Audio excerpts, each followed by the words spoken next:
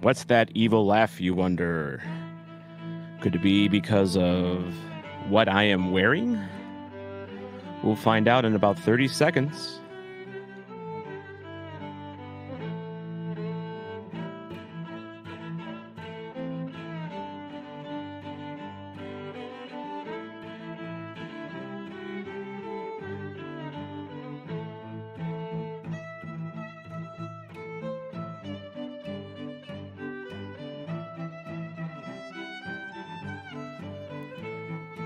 Ha ha ha ha ha. Yes. Why only settle with one troll when you can do multiple trolls at the same time? Of course.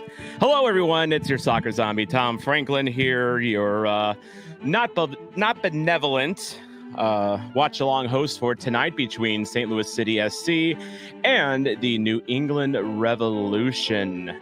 Yes, in case you are joining the stream and you're not aware of why I am wearing a Borussia Dortmund hat, well, St. Louis did not make friends with Dortmund fans in the past week. They posted a rip on the LA Galaxy's Marco Reus graphic with Reus sitting atop of the Gateway Arch, and Dortmund fans thought that we were mocking their waifu. I meant their icon, and they did not take kindly on that wonderful social media site called Twitter about it. So I still am a Dortmund fan, maybe less so from that whole episode, but yeah, I thought this might be a little bit of levity for what's been going on this week. So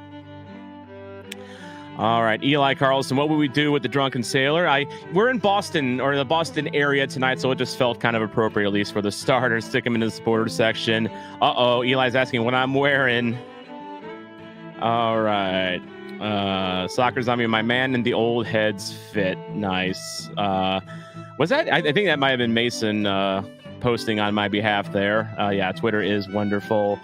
Their waifu, yeah, that's what they treated him as. Like, you cannot mock the great Marco Reus. I dealt with that with Lionel Messi fans when I did that video on Nick Marcanic outscoring Lionel Messi in domestic competition in the U.S. And I had Messi fans be like, "Respect the GOAT," and I'm like, please, he can defend himself. Thank you. He's a grown-ass man. He doesn't need your help. Not that is Marco Reus. And that wasn't even the target with Marco Reus. We were targeting the LA Galaxy. Anyway, I have digressed already long enough. As you can see, I did some redecorating back here. Yep, I got the Tim Parker scarf up for this one. Look, Tim Parker, I got the Parker on the back because he's a St. Louis legend still. Like, nothing will ever take that away, from Tim Parker and what he did for us in the inaugural season. So yeah, I gotta pay some homage to the man there. But he is next to our waifu, Roman Bürki, formerly of these guys here, Dortmund. And yeah, the scarf is out. They had a couple at City Pavilion yesterday. So if you were still looking to get a Bürki scarf, they are right there. Just make sure if you're a season ticket holder to show them your proof of season ticket holdership. Otherwise, they will not give you the discount on the scarf, as I unfortunately learned because I forgot my cell phone. Ryan Fraley, I thought the bottling would be why people aren't Dortmund fans. That's fair. Eli Carlson, Hartle is the GOAT. Okay, you know what? Hey, Bürki, move over. We got ourselves a new GOAT here. So Jeremy Clements joining in the Parker Kit shenanigans tonight with my Parker Confluence kit. So I must look like the most confused fan ever tonight. Totally. I'm wearing my Parker, so it's like, we're just join the club. Definitely. Who is at second shift tonight? Are they having a watch party tonight? Did I miss out on a watch party? We love second shift. We were actually before the last watch along on this channel, River City Ramble guys, including myself, were there. So, but yeah, hello to the second shift homies. Love y'all. Oh, Luligans are doing second shift tonight. Gotcha. I saw there was a couple different watch-alongs. And I saw Southend. I think Southend's actually down the street from me. They're down at Felix's Pizza Pub in Dogtown. So very cool stuff there. Eli Carlson, actually Ryan Fraley, I would have went up, but I'm going to STL for house hunting tomorrow. So trips from Chester to St. Louis on 3 straight days are too much. Good luck on the house hunting. The housing market in St. Louis is a little ruthless, but it's not. I'm here. It's not as bad as it was. Eli, by the way, did you remember when I said Reed was a great wingback after the first game? I think I've been proven right. I think so as well. Santos are also having one as well, and I forget where they are. I think it's somewhere downtown, if I'm not mistaken. Or are they at 9 Mile? Because they've been kind of hanging out at 9 Mile lately. I don't know. You guys let me know where the Santos want to show them some love here. So on that note, let's go ahead and talk about the game at hand. Oh, and by the way, you may have noticed I have a digital clock behind me. You'll see why it's there when the game starts. Kane, what's going on, Kane? His watch party is in his bedroom. Nice, very nice. On top of the sheets or under the sheets right now? That's the real question we want to know here. All right, without further ado, let's bring on my, speaking of the River City Ramble. Oh, by the way, Santos is at La Calle on Manchester Avenue. Okay, there we go. Shout out to the Santos. All right, River City Ramble co-host, producer Mason, joining in on the watch along. Producer Mason, I feel like I could go into Rambler Mike mode here. How's life treating you, Mason? My sunburn is better. It doesn't look much better on camera, though. Oh, definitely. It looks a lot better. I mean, I can actually see, the whiteness in your face, which is a weird thing to say, actually. Now that I think. I am a white guy, so I guess you are. That is confirmed. Confirmed. Producer Mason confirmed white guy. Confirmed white guy. Yeah. In case there was any doubt. Now it is official. I will say there was actually some doubt about this sunbird and me being on this watch along because my face has been peeling for the last 2 days, and I was like, I'm not going to go on stream if my face is still peeling. That's disgusting. Well, look, this is the Soccer Zombie channel. So if Freddy Krueger made an appearance on this channel, I think it would be on brand. So it would be an interesting twist on the zombie genre if the zombies were red instead of gray, right? Exactly. And you know what? That's one reason why I get along with ATAR FC, because their whole thing is the Egypt mummy thing, and mummies are kind of like zombies in a weird way. So in many senses, I would say, in fact. In many senses, I would say they're cousins. I would say zombies and mummies are definitely cousins. Yeah. I'm calling it right now. This is also a very relevant discussion to soccer. Don't think that we're on a tangent. It is very relevant. It will come up later. This will be on the test. Take notes. Yeah. Us on a tangent? Really? I mean, never. Ever. No. We are River City on rails. We are not River City Ramble. I mean, River City chemin de fer. Or maybe River City Schadenfreude, depending on the day. That was the first half of the season. Gotcha. All right, so let's go ahead and talk about the big attraction with this game. Not just the fact that this is the first time that St. Louis City SC and New England Revolution are playing, the lineups. And I'm going to address the elephant in the room first. In fact, I'm actually going to address it right now. New England Revs lineup is out, and one name jumps out if you're a St. Louis fan. Number 27, Tim Parker, is making his Revs debut tonight. Boy, and I know that boy.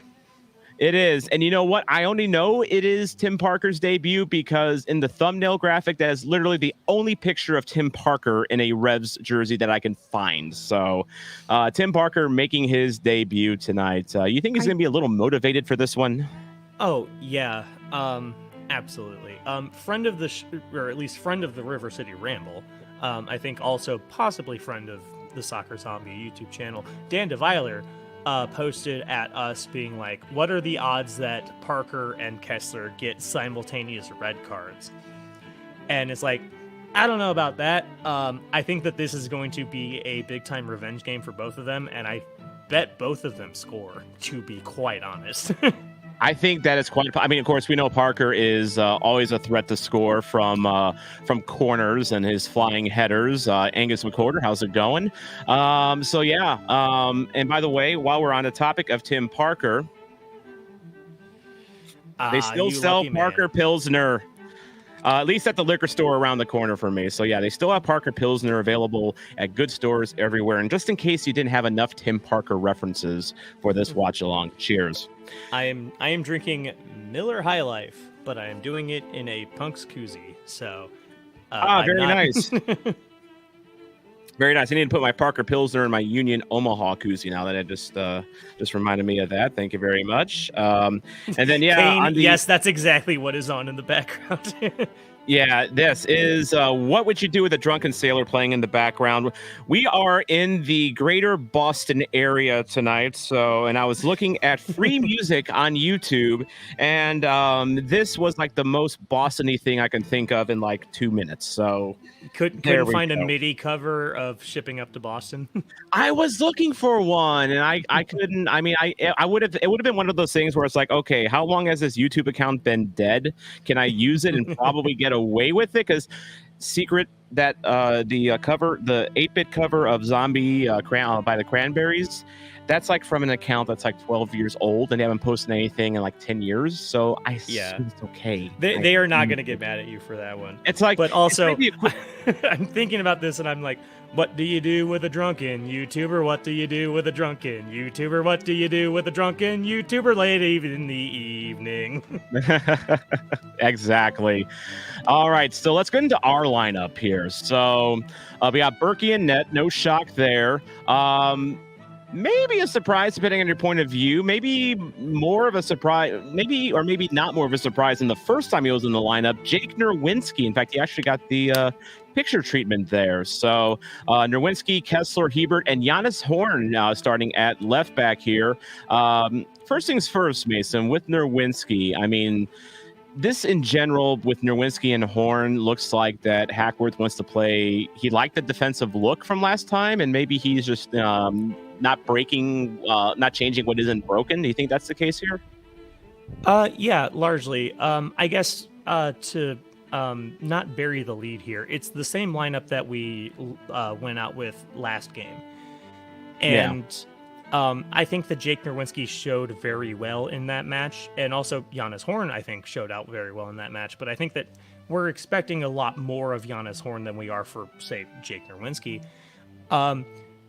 I think that Jake is getting the run out here because he has played well. He wasn't necessarily getting the time that he possibly even deserved out of Carnell, and Hack has more belief in him. And then also, we're on the road, and 99 times out of 100, you want a more defensive shape on the road. And so Nerwinski makes a lot more sense there. One thing I do think is that Totland is absolutely chomping at the bit to get into this game. And so one thing that we talked about is when on the RCR, when Reed came in for Horn, and Reed unlocked the offense down that wing. If it's a deadlock late in the game, or even if we're down one, Reed for Horn and Tots for Jake. Ooh boy.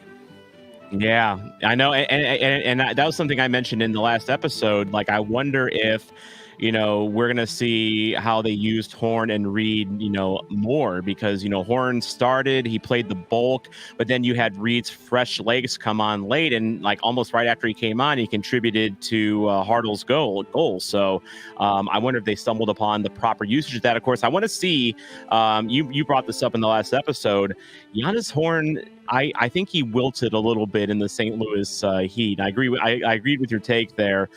Shouldn't be as hot tonight, but do you think it was the heat, or do you think it was just him getting back up to speed? Why he looked a little gassed? I think it was Mike that said that, actually. I don't want to take any credit away from. I don't want to take any credit away from our illustrious host. But I agree with him, and I think it's probably like a 60-40.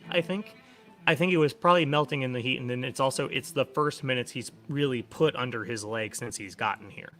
So there's, I think, acclimation on both sides.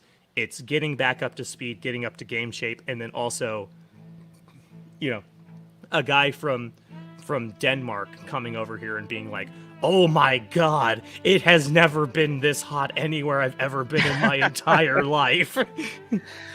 Well, I mean, Jabulo Blom, I mean, he also had issues with the heat last year. And I remember he had issues like getting dehydrated and he just wasn't used to it. And now Jabulo's is back in South Africa. What do you think of that move going back to Kaiser Chiefs? Like, I think it was I mean, on the surface of it, we don't know what went on behind the scenes, but like, I think it was a good gesture by the club to send him back to Kaiser Chiefs, where he played most of his career and he was obviously most comfortable with. What did you think of that move? I was sad to see it go. I really liked Jabulo. I really liked his play. He obviously dropped in the depth chart. Yeah. Like, let's not kid ourselves, right? But I was sad to see him go. I'm glad that it's only a loan, but also like it is a loan with an option to buy. And I would kind of be surprised if the Kaiser Chiefs didn't buy him back because he's such a hometown favorite there. And I don't know. I think one thing is that, like, yeah, he did absolutely melt in the heat here. And everyone's like, oh, well, it's Africa. He should be used to the heat. South Africa's not that hot, man. It's pretty temperate there. Very. That's why, I mean, it's one of the reasons why it's one of the biggest population centers in Africa, is because it's just the weather down there is really nice, actually. Probably very similar to like, trying to think of like a night, like maybe like I almost want to say almost California, like, at least in the non-desert parts, because, a lot of California is very nice and very temperate. It's down near like Johannesburg and stuff like that. Yeah, like down near the Cape, like on the coast. Yeah, it's kind of SoCal. When you get into the interior, you get a little bit more into the jungle. It gets a little more humid, a lot hotter. But like in the cities, in the places where you play professional football, it's basically SoCal. And like you don't get that kind of weather here. By the way, Mo Football is saying nope, Salt Lake during the day. So, interesting. I'm not sure. Was that in reference to the South Africa weather, Mo? Or, but anyway, regardless, I hope he does. Maybe well. I need to have a discussion with my friend who has been over there, because I have not been to South Africa, but a friend of mine has been for his grad school stuff. So maybe I need to have a talk with him about the weather reports I've been getting from him. And as you said, it just depends on the area of South Africa. But yeah, Musa Seka says it's like Salt Lake during the day, and Salt Lake during the day is hot and dry.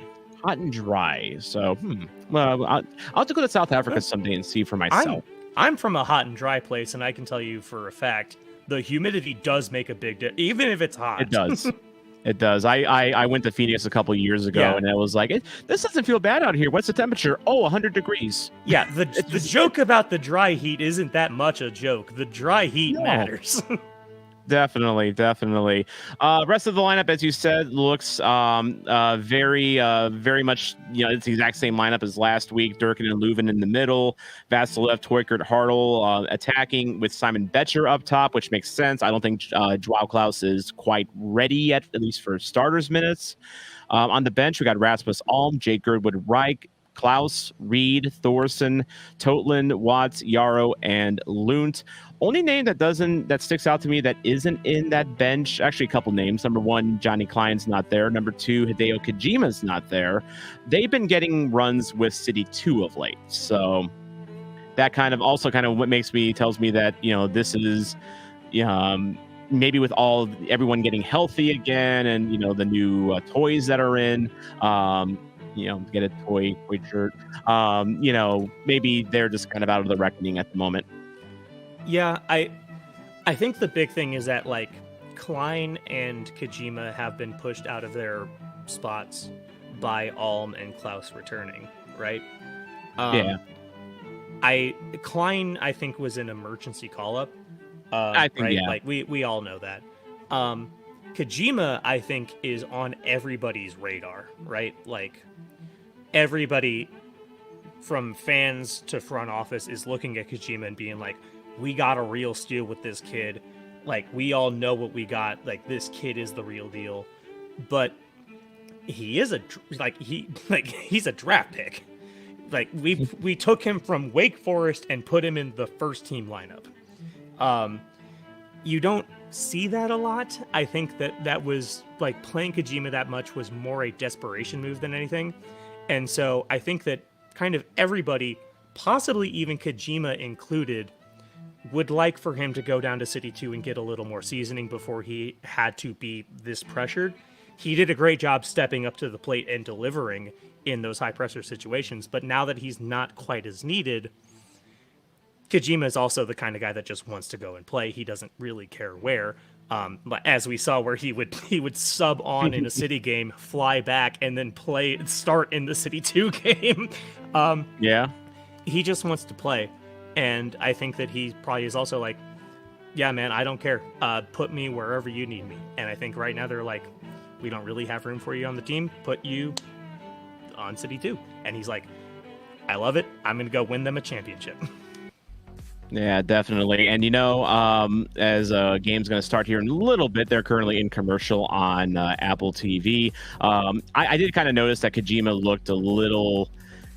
we talked about this on the podcast a little bit, I think. He will hustle. He'll try to cover every blade of grass on that he can. And I think he was looking a little tired. And I think a reset for him in City 2, to kind of reacclimate a little bit. And, I think that's a good idea. Also, just gets him some time, gets him some minutes, probably gets him a chance to be a little bit of a coach as well, because, that's one thing that he loves to coach. Was it Parnell that said about him that he likes to, be like almost like a little coach. Yeah. I love me some Kojima. I really do. One thing I want to flag up here is Jeremy talking about the starting 11. I don't think this is the first time that Hack has brought out the same 11, but in a small sample size, I think that Hack has done it a little more often than Carnell did. It was kind of a rarity when Carnell did it, to the point that it was a joke. Sure. Speaking, I think Hack did it a couple of times. Like he would have like 2 games with the same lineup during like Leagues Cup, maybe even 3. Leagues Cup was weird. It's hard to say. I think he did it once before, maybe twice, but like the lineup was so in flux. And also my memory is shot and I'm stupid, so I don't know. Yeah, definitely. And Musa Seka, thanks for joining the stream. Hopefully I'll see you in the future. But yeah, it looks like they're announcing the starting lineups right now.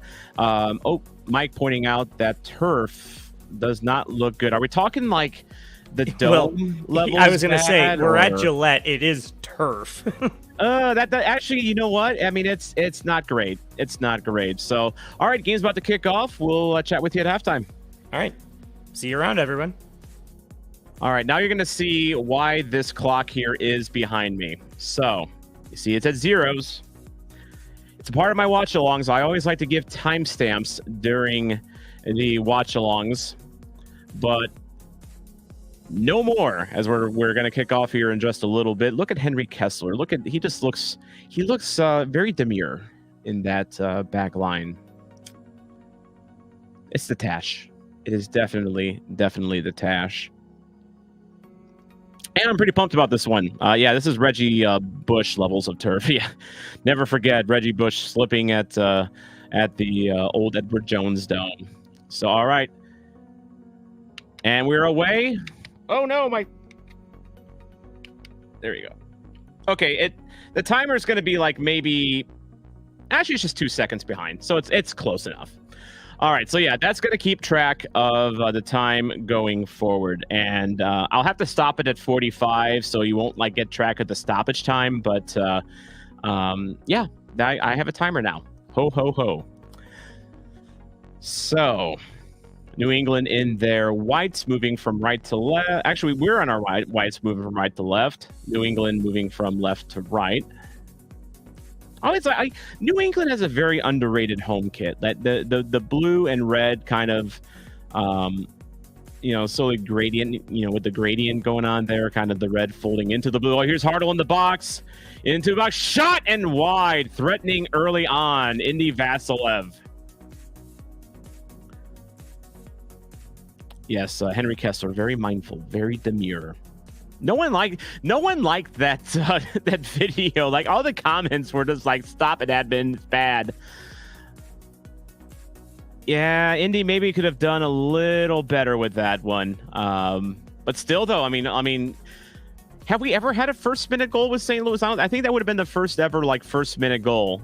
If you're new to the watch-alongs here on this channel, by the way, these games tend to go absolutely insane. So like 3-3, 4-4, 4-3. I think we had one there, and then we had a 0-0 in there early on. We don't talk about that one, but yeah, very nice little cut in by Hartle. Solid first chance on the road from the opening kick. I agree.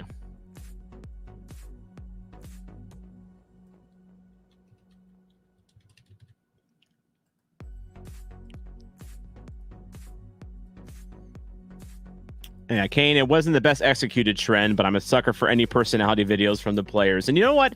I think it showed that Henry Kessler does have a personality.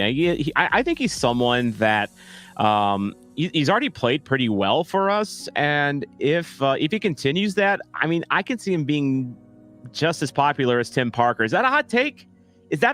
Could Henry Kessler be at least as popular as Tim Parker was here in St. Louis? Because I love me some Tim Parker. A lot of people love him some Tim Parker. Tim Parker drove some people crazy, though. So maybe that's not so controversial. What do you guys think? Do you think Henry Kessler could be just as popular as Tim Parker? All right, Durkin with the ball, carrying it on the near side, cuts it back to the middle. Leuven with it now, looking for a friend. He's just going to chunk a shot at the goalie.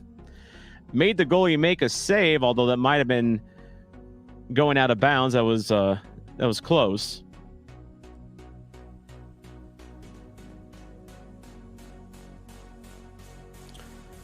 So yeah, officially my timer, I started it like 2 seconds late, but it's close enough. I'm not restarting it. It's gonna feel weird though when I'm doing this game and I'm thinking oh, I should give a timestamp. Oh wait, I got a clock for that. All right. By the way, I missed some comments beforehand here as New England's kind of playing the ball around in the back. Ryan Fairley, Atar is just playing on a little Egypt references. They wouldn't be the first Southern Illinois institution to do that. Egyptian Power, SIU being the Salukis. There's also a lot of cities in that part of Illinois that have Egyptian names. Cairo's probably the most famous of them. But Atar, I have a shirt of Atar with a little pharaoh mascot on the front. I'm trying to convince them they need to actually use that pharaoh mascot more, because it's actually a kind of a banger shirt. But yeah, they lean into the Egyptian stuff. They have a mummy that's a mascot too. It's kind of funny. They really do try it, Atar. I love them.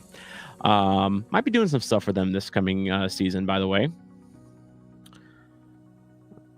All right, we're in the midfield now, going outside wise. Got some answers on the Kessler. I think Kessler is roadblocked into popularity rankings by guys like Celio right now. Please get well, Celio. Please get well. I mean, yes, Kessler definitely has some work to do. It's bad turnover here, 4-on-2 for New England, but they fluff it, and Durkin's there to cover it up. Nice hustle back there by Durkin, although remember last week, Hackworth told Durkin, stay back, because Durkin likes to wander a little bit, and looked like Durkin was definitely putting on the afterburners to get back there. Hopefully he hangs back there a little bit more. Looks like he is. He's marking 17 there on the far side. More Kessler opinions. Sure, Kessler can be as popular as Parker, but he has to earn it. That's pretty much my point. Kane, personality-wise, yes. Obvious meaning to club history, of course not. No one's ever gonna match Parker in that regard. But if he skyrockets a ball into the stands of Children's Mercy Park, absolutely yes. There you go.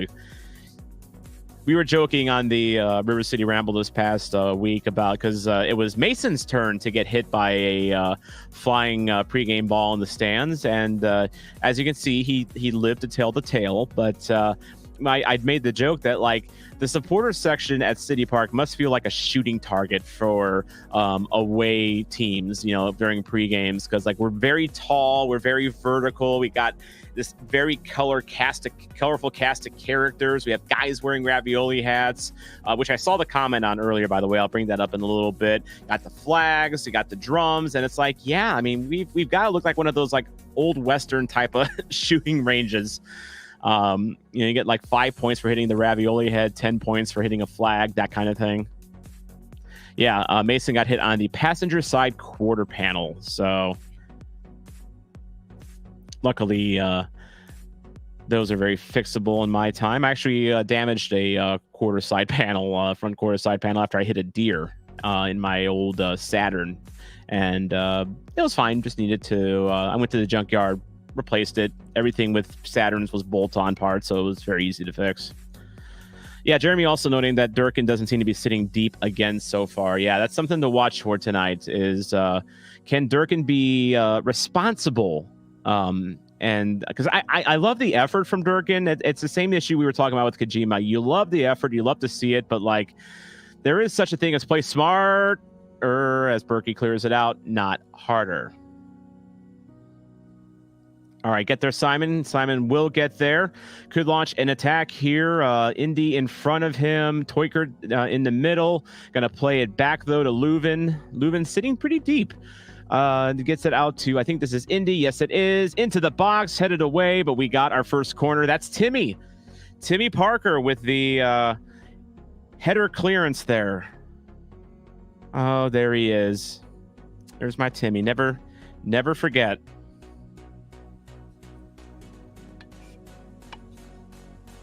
Old Timmy.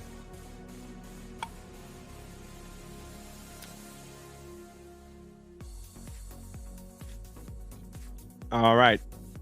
It's like Hartle's going to take the corner kick here.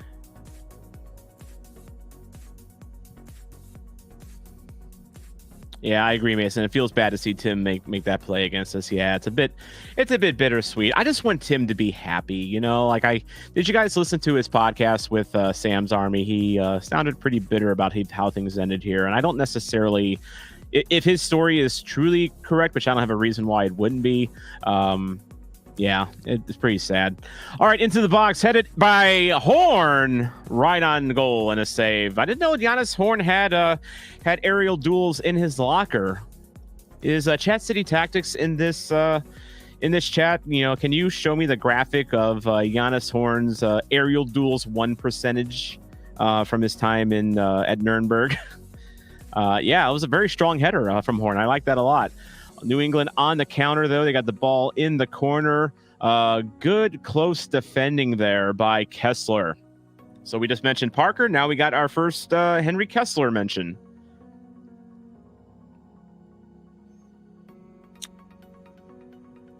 Yeah, Hartle on that side when India starting is interesting. That I agree. I think they wanted, I guess they were thinking outswinger for that one.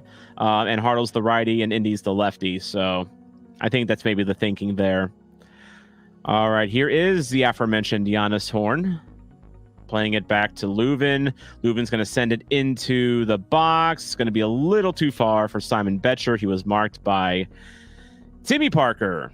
Timmy Parker. I like that we're playing on the front foot here so far. I predicted a 3-1 win for St. Louis. Is that reckless optimism?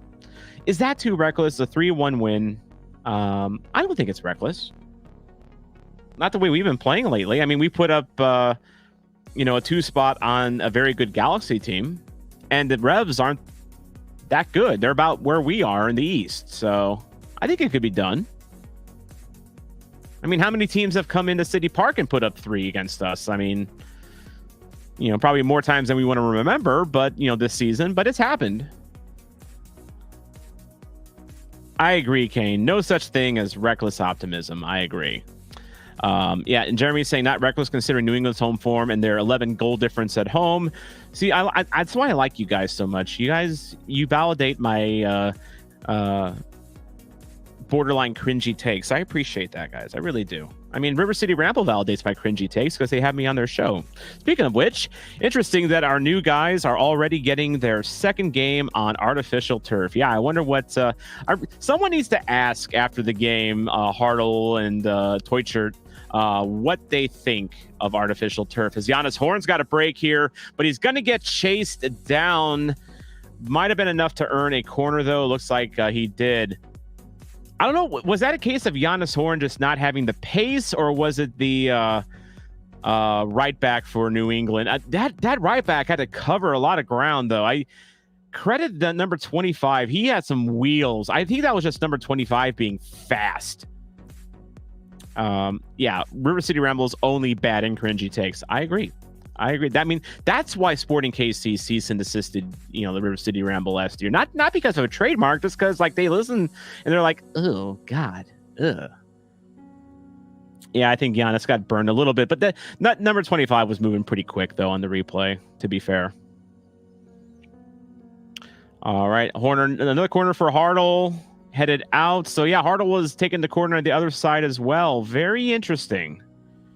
Very interesting. I think we talked about that on the podcast. The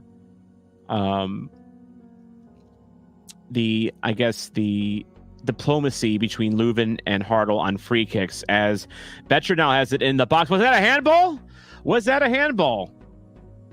Kicked out for a throw. I saw Betcher put up his arms. I saw another City player put up his arms. Referee's holding out his hand. Was that a handball? It's time for our favorite game as a St. Louis City fan. Was that a handball? Well, on that replay, I didn't even see it hit the hand. Oh, it went off Parker's hand. It did go off Parker's hand. Are they going to say it was too close to his body, though? I know. I think that might have been a handball. Apparently, they reviewed it and said, no, it was in a natural position. Gosh. Yeah, handball of Parker of all people. Didn't he give away a penalty kick when he was with St. Louis because of a handball? Am I misremembering that? I feel that was a big one. Yeah, Jeremy, we have definitely seen that before. Timmy, our secret agent, trying to help St. Louis City. You love to see it. Lending a hand. You love it. Ryan Fairley, because dumb CONCACAF and dumb MLS didn't clarify the rules on handball like what UEFA did. Yeah, I agree. Yeah, we all know the struggle with that. As another attacking chance for Teutschert. We are flying tonight. Horn, near side, looking for a friend. He finds Tim Parker. Doesn't play for us anymore. But back to Hartle, though. Now over to Leuven. Leuven into the box. Still holding on to the ball. Gets dispossessed. Hartle tries to reclaim. Doesn't. And now Revs going the other way, and a tactical foul by Hebert to stop the break. Yeah, James Vonderhaar. I feel like I just assume every handball call is a coin flip. Yeah, you have to at this point. And you also, if you're a St. Louis fan, you have to just expect sadness. Mike saying he had his arm behind him as defenders need to do now, and it still hit his arm. So I think it was like in the process of going to his back. It was like in transition, but I guess it was close enough to his body to where they considered it natural. Angus lending his hand of God. Nope, that was Diego Maradona. Diego Maradona has the hand of God, or had it. He passed, didn't he? Am I misremembering that? Didn't Maradona pass? If not, I feel like he should have by now, because that dude lived a wild life. Jeremy, we are definitely on the front foot tonight. Feels very different than some of our away matches. I dig it. It feels like we're kind of bullying New England a little bit, honestly. And yeah, I was right. Maradona passed. Rest in peace. R.I.P. Madonna. R.I.P. Get the R.I.P.s for Maradona in the chat. We've become an Argentine watch party here. The hand of Godinho. Love it. Love it. All right, New England now moving back forward. Oh, nope, turnover. And here we go the other way. That's a tactical foul on New England, and that's going to get a yellow card for Vrioni. Little more than what we gave them, so I guess that merited a yellow. That was more of a obvious shove. Kane, at this point, all football governing bodies need to have if it hit the hand, it is a handball, no natural position, blah, blah, blah. If the glove doesn't fit, you must acquit, that kind of thing. Do we need to make what is a handball an O.J. Simpson level trial here? I feel at this point we almost have to. We're getting to that point. All right, Revs going the other way, and St. Louis will recover. That was kind of a cross into nowhere. All right, we're staying with it. All right, now Leuven's going to launch the counter here. He's got Hartle out to his left, Betcher up front. Leuven over to the right side to Toykert. It's Toykert. I got to get used to that. Toykert, not Toykert. Oh, that was ball. The St. Louis player went flying, but New England guy got the ball. Right, and a turnover, and we're going back the other way. Kind of a very fun game so far. Like, no goals scored, but like, it's not been a boring game so far. Kane, it's definitely a hot take in some cases, but it's like goalie interference in hockey at this point. Oh gosh. Yeah, goalie interference. That's a whole thing in hockey. Handballs call for body language experts. How does one become a body language expert? Does it pay well? Does it pay well to be do you get like a master's degree in body language? I'm curious. By the way, I got the some new background music going for these streams. Is it too loud, too quiet, just right? Figured it was time for some variants, and I got it courtesy of the YouTube free music library. So, Kane does say it does pay well. That's good. All right, producer Mason, our audio expert, saying the music sounds good. Oh, I can breathe. Now that Mason has said it's good, and I'm not being sarcastic either. Mason has saved one or two YouTube videos of mine because I apparently have a bad ear for background music. So, thank you, Mason.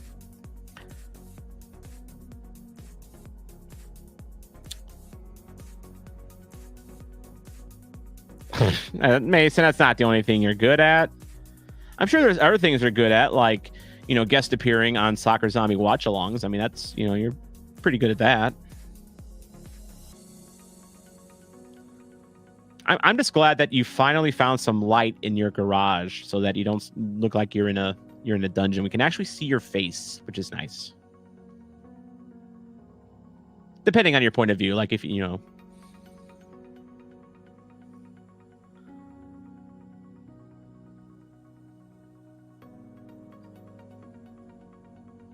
All right, we got a Revs fan in the chat here. Revolution going to put 7 on your domes. Okay, well they've got to do that in the next 70 minutes, and I've not seen them even put 1 on nets. So, good luck with that.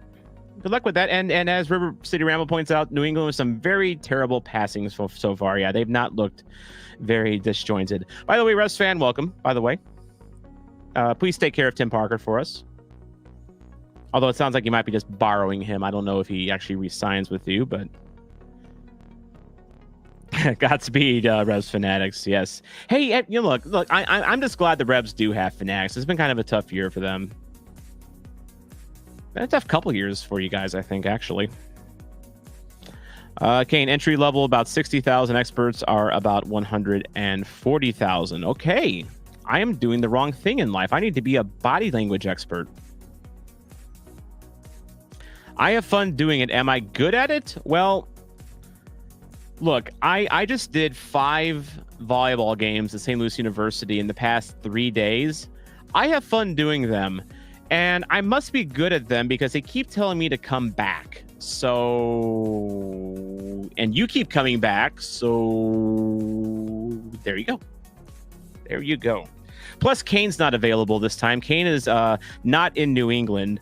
Very disappointing, Kane. Very disappointing. You're supposed to be our away day correspondent, Kane. Actually, no, seriously, Kane. That was pretty epic of you coming on from Portland last time. All right. Yeah, we got 13th versus 13th beef here. Like, there's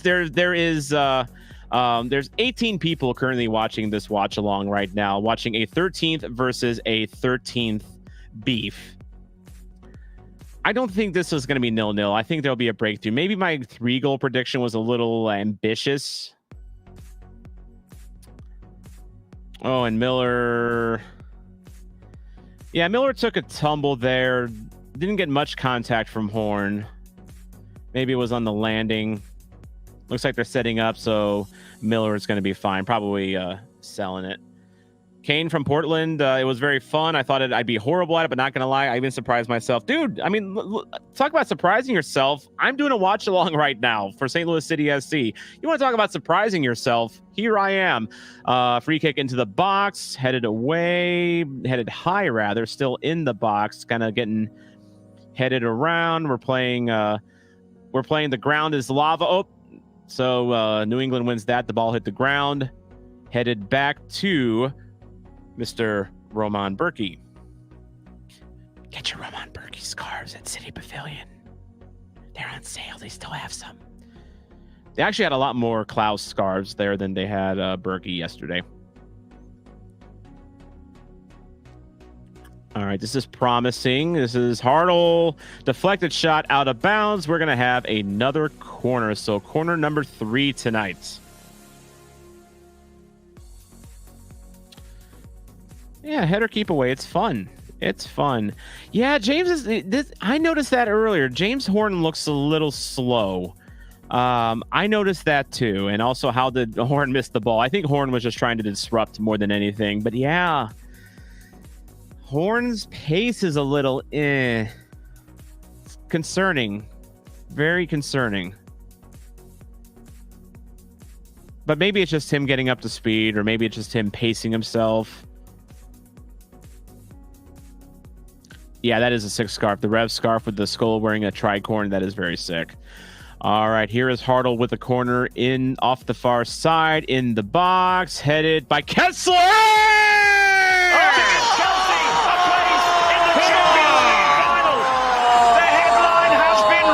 For some reason, my button bars aren't working tonight, but there we go. 1-0, and just as the script dictated, we have a City goal, the first ever for Henry Kessler against his old club. You love to see it. Against Chelsea, a place in the final. The headline has been written. Is not working, but regardless, here we go. 1-0. Henry Kessler, all very, very mindful, very demure on that header. Yeah, let's go. Yapo, goal. Kessler, King, Kess, get in. Let's go. The King, a King with a kingly header. Very nice ball by Hartle. Kessler going up towards him to get it, and just with a very close header. That was a header from a long way, a floating header across the goal to the far post. That was not an easy header at all. Yeah, Kessler simply schooled that defender. I agree. Give me just 1 second. I'm going to try to figure out what's going on with my system here. It's not playing my usual goal stuff.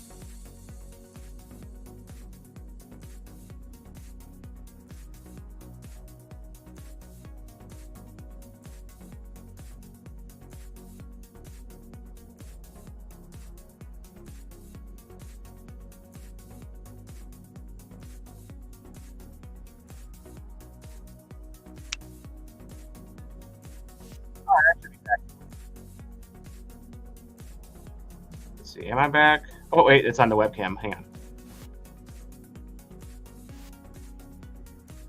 Against Chelsea, a place in the Champions League final. The headline has been written.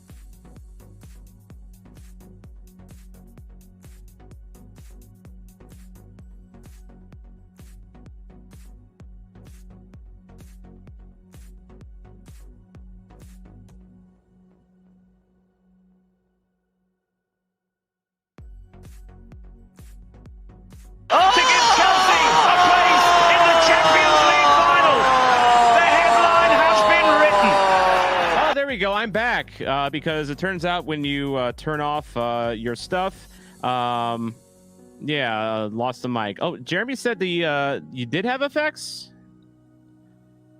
Why am I not hearing anything? There we go. I'm back. All right. Angus cannot read lips. I should be back now, though. I should be back. There we go. There, Jeremy says I'm back. There we go.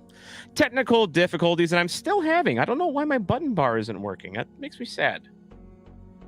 That makes me sad. So we might not have any Neville-gasms tonight. That's very, very unfortunate.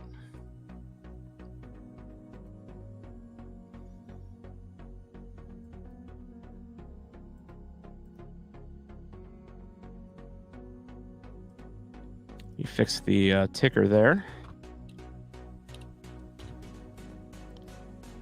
Okay, we are back. Yay! Now, did you guys actually hear the like here? I'm gonna play. I'm playing something right now. Did you guys actually hear that? Okay, so the Neville-gasms are working. I'm just not hearing them. Okay, gotcha. Okay, there we go. I can't hear them for whatever reason. But yeah, I need to figure that out. I'll figure that out at halftime. There we go. STL. Okay, good. We're good. We are good. I just need to figure out why I can't hear. It's so weird. But I'll assume they're working. Shot, Revs, goal, right back, instant reply. Yeah. That was just...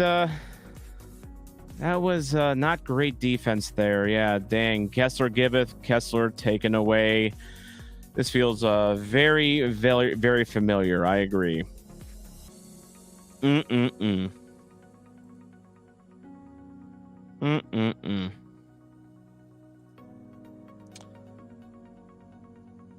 Oh, yeah, that was a bad slip. Bad slip, wide open, Berkey. Can't do anything. That was... Kessler should know this turf, like he played on it for years. Oh, that went right through Berkey. Dang. Dang, yeah, the turf monster got him. Very unfortunate. Slip from the cornerback and the Revs equalized. Yeah. Yeah, that's very unfortunate. Very unfortunate.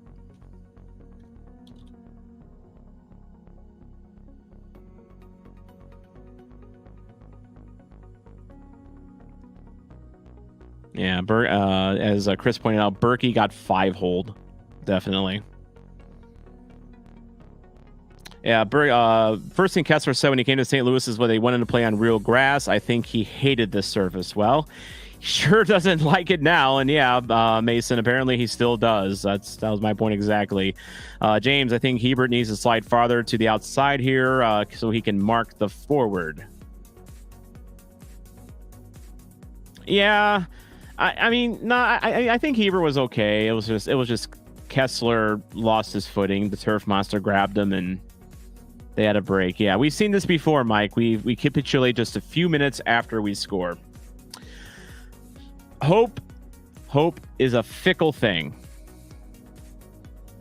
By the way, I apologize for the repeated Neville-gasms. I actually think I've sorted out why I wasn't hearing it. It was a routing thing on my computer. But I think we're good now. Sorry about the repeated Neville-gasms. Here's Toiker, turnover. He's going to take a shot, and a little squibber right at the goalie. Didn't really have an outlet there. He did have Durkin going up to his right, which Durkin, he's not staying in place. Yeah, I have nightmares about audio routing. I agree. There's a reason I use StreamYard and not OBS. We've talked about this before. I have nightmares from OBS. When OBS works, it's fantastic. It just doesn't always work. Kane, one day we won't concede a goal after scoring within the first 2 minutes, but it is not this day, as Aragorn famously said. Bummer.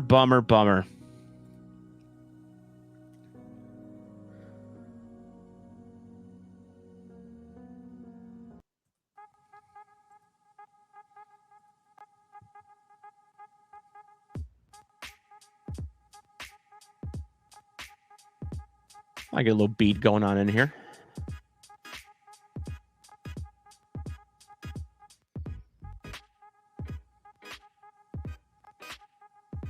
Oh, yeah, I need to update my ticker, Mason. Thanks.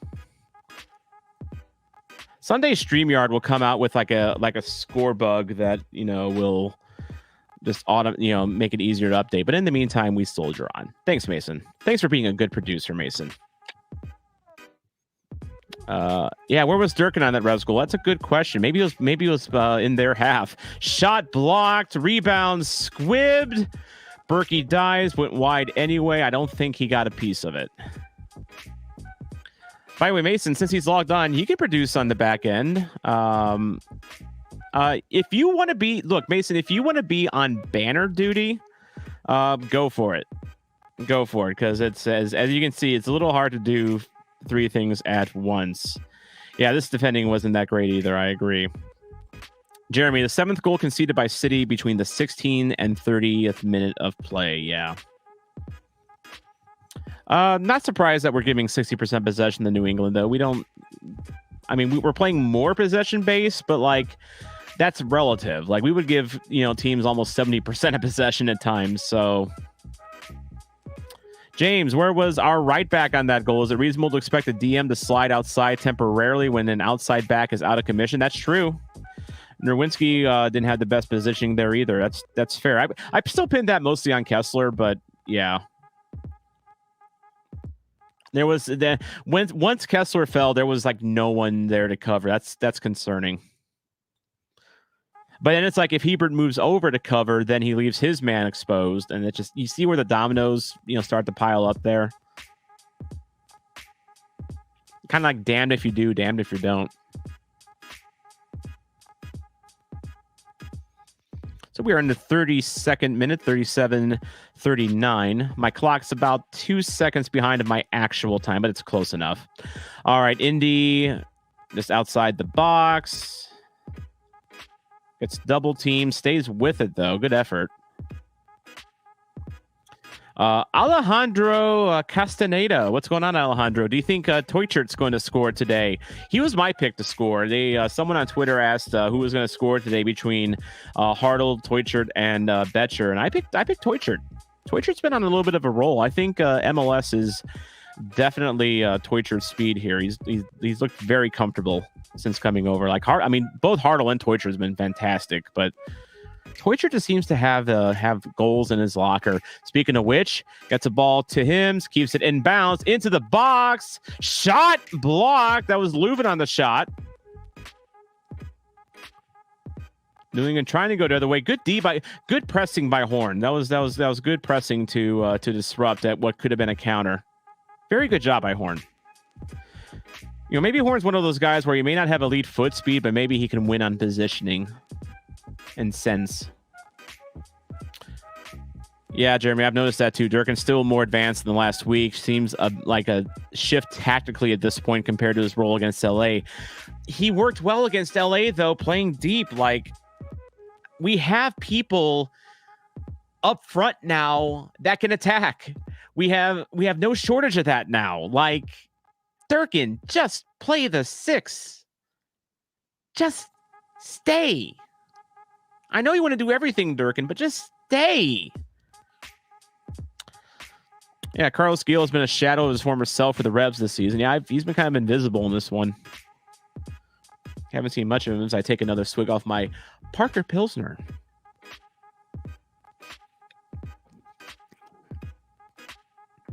Yeah, and Jeremy, you're right. Jeremy says we don't need to commit the mids forward every time. Sit one deep, so it's not a one-to-one for against every defender in transition. I agree as goalie. No, I'm not treating Durkin like a dog, although I guess that did kind of sound like that, didn't I? But back to Jeremy's point, Durkin needs to be the one that sits deep. Leuven is the orchestrator. He's the maestro. He's the one, that can send balls in the box with expertise. I mean, yes, Leuven's got some two-way ability, but Leuven's, the thing that made our jaws drop last year about Leuven was his ability to advance the ball and, put these beautiful crosses into the box. You got Leuven for that, Durkin. Just stay back. That's all we need you to do. Be a Terminator. You want to cover every blade of grass on the defensive half? Great. Do that. All right. Leuven is the line breaker, so Durkin needs to range east to west rather than north south. That's fine. Yeah, exactly. That's what I was saying. Cover every blade of grass in the defensive half. That's fine. That's wonderful. That would be appreciated. I agree with that, though. That's a good point by Mason. He needs to cover east-west, not north-south. It's like his compass is broken. Long shot blocked by Leuven, speaking of which. Yeah, Ryan. Yeah, I agree, Ryan. Durkin thinks he's a box-to-box midfielder. Does he have that in his locker? Yes. Is that what we need right now? No. He just needs to be a defensive six. That is all. He needs to be a ball-winning defensive midfielder. That's all he needs. Yeah, Kane. I missed that emotion too when Kessler scored. That was a good time. It was a good time while it lasted. Just didn't last very long. Like that one girl in high school. It was great while it lasted. Just didn't last very long. Sad. Very sad as I'm having flashbacks to my high school days back when I had hair. It's not the only reason I'm wearing a Dortmund hat here, by the way. Not just the troll. If you're just joining me, by the way, I'm just totally trolling you guys at this point. Although I am a Dortmund fan. I actually am a Dortmund fan, but just a little less so now that what happened. Also, I'm kind of falling in love with Heidenheim. So, yeah, you might see some more Heidenheim stuff behind me in the near future, actually. Hartle forward over to the right side. Nerwinski playing up high. Do we want to see that, guys? Goes back to Hebert. Hebert, occasional left back. Now Leuven into the box for Durkin. Do we want Durkin taking headers? We were just talking about that with Durkin. Like, what? I agree with what you said earlier here. Yeah, Jeremy, what you said earlier, it seems like a shift tactically at this point. Hackworth must think that we can just absolutely keep punching New England in the mouth. But now look at this here. They're on a 3-3 break here. Back shot off the post. That was almost 2-1. And once again, we didn't have men in the back. We have to keep Durkin in the back. Crossing the box, headed away. Yeah, stop playing Durkin so forward. That is going to be my gripe for this game if we end up losing this one. Durkin, where are you? There's Kessler, there's Hebert, there's Horn. Durkin did not appear at any point. Yeah, Jeremy, we cannot do one-to-one defending. Are we just not taking the Revs serious enough? Like, do we think? I mean, like I said earlier, that it felt like we were kind of bullying the Revs a little bit by playing on the front foot, but like, we still got to respect them. They're not San Jose. Shot outside the box wide. Okay. So yeah, once that post hit, well, after that post, I mean, the Revs didn't have much after that, but like we keep opening ourselves up for counters. Yeah, the goalpost. In your head, post, oast. Maybe we need to make that a chant. Someone send that to Florida Noise. Can't keep taking credit for all the chants. It's pointless for Durkin to try that if Leuven already can. Exactly. Yeah. Durkin's got to stay back. For the love of God, stay back. Here's another counter for the Revs. Outside the box, gonna fire Berkey, what the hell? What in the... Berkey was just completely frozen. The post has betrayed us there because that went off the post. What in the hell? Did Berkey think that was just going wide and he just gave up? Like, yeah, what happened there? I want to see the replay. That was one of the weakest goals I've seen us take. That was a nothing worm burner of a squibber. Yeah, what? Okay. So we were just dogging Carlos Gale earlier. Yeah, I think Berkey thought that was going out, and he just kind of... I mean, he wasn't going to get to it anyway, to be fair, with the way he was positioned, but Yeah. Yeah, that's not good. It is not good at all. Oh God. Weren't we just happy? Weren't we just having fun? Remember when we were having fun? Remember when Kessler scored? That was great. That was piss poor. And yeah, we haven't seen a Berkey glitch like that in a while, but BBB fans knew he had it in him. By the way, I'm actually going to walk away for a moment, not just because I'm disgusted, but because this Dortmund hat is like a size. It's like one of those one size fits all hats. And it's like squeezing my brain right now. So I will be right back. And I'm going to go. I might have a cry or two later. I don't know. We'll see.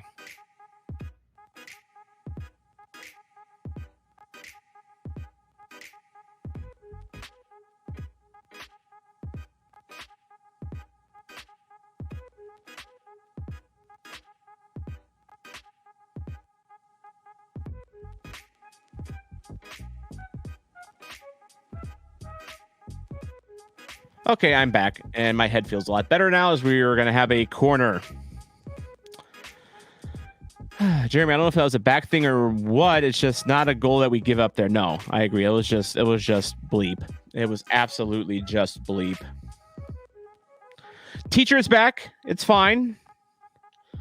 Settle down. Get back in your seats.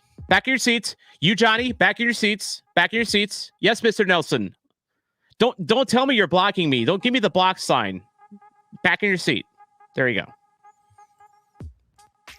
Yes, I have to slam Johnny Nelson at every one of these watch-alongs. Corner kick. Hartle going edge of the box to Hebert, but headed away.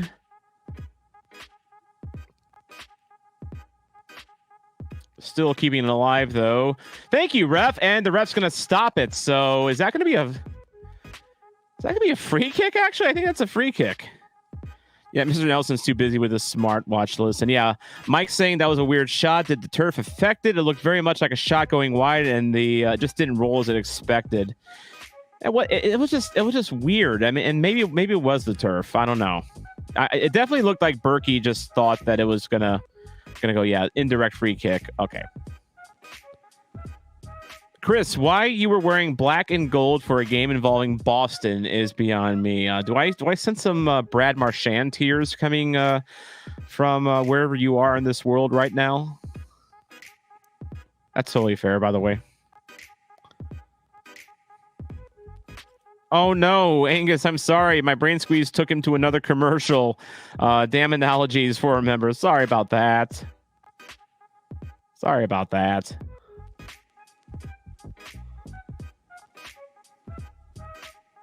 By the way, you're a member. Like, why are you getting commercials? I don't think you should be getting commercials.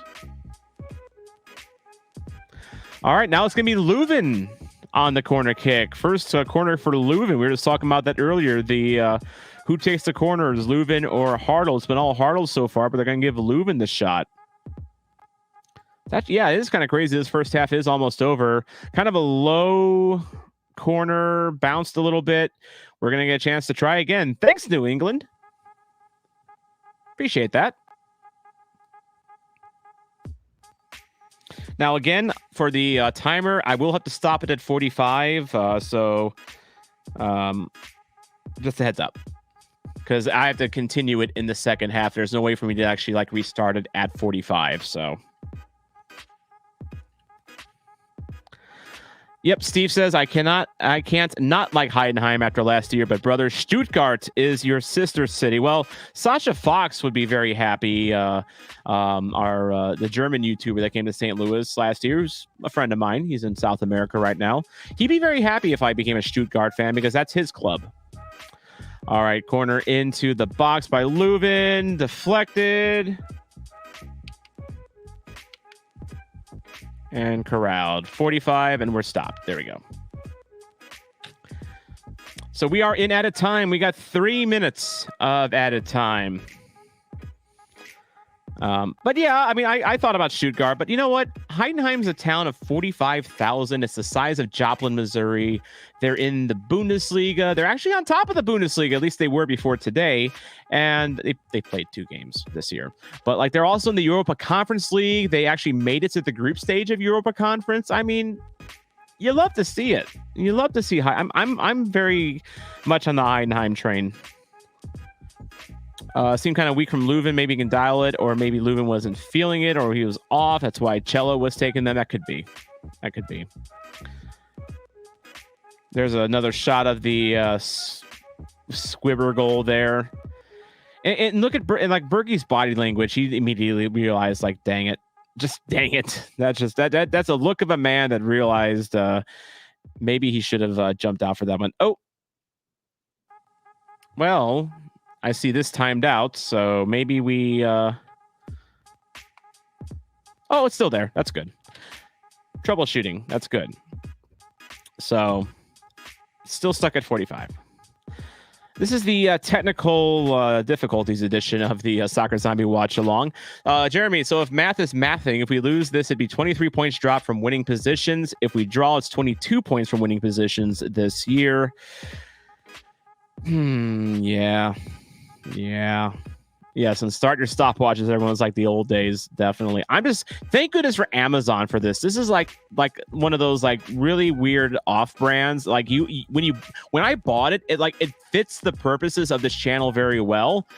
But you're always worried that if it's actually gonna work, because as Hebert is, saw some cotton up. Ooh, Hebert took a River City Ramble special. Chris Zimmerman, I think, took one to the nose in year 1.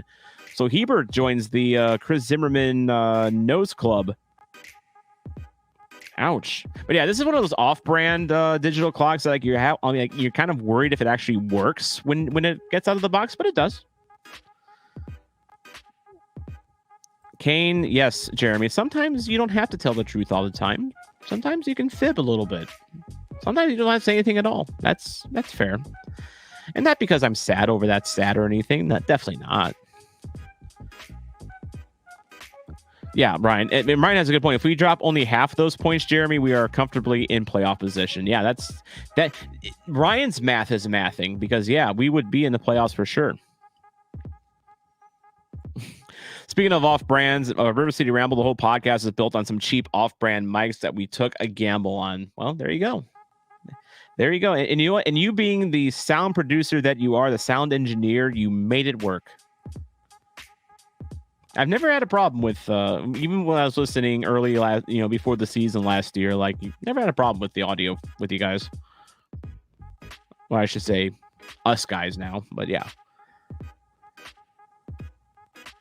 Oh, who's down now? Who is down now? Holding his knee. I don't like that. That's Vasilev. That is Vasilev. Hey, Mason, I may have looked in the same places for my audition and also my Premiere Pro, if you know where to look. Where's that Drunken Sailor song from earlier? While we're talking about places where you can find Audition and Premiere Pro, I mean,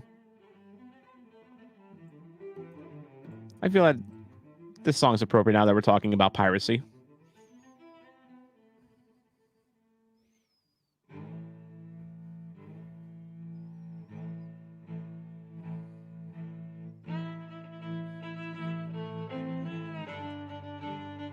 You can still find some things on that Drunken Sailor site, but you definitely have to be careful.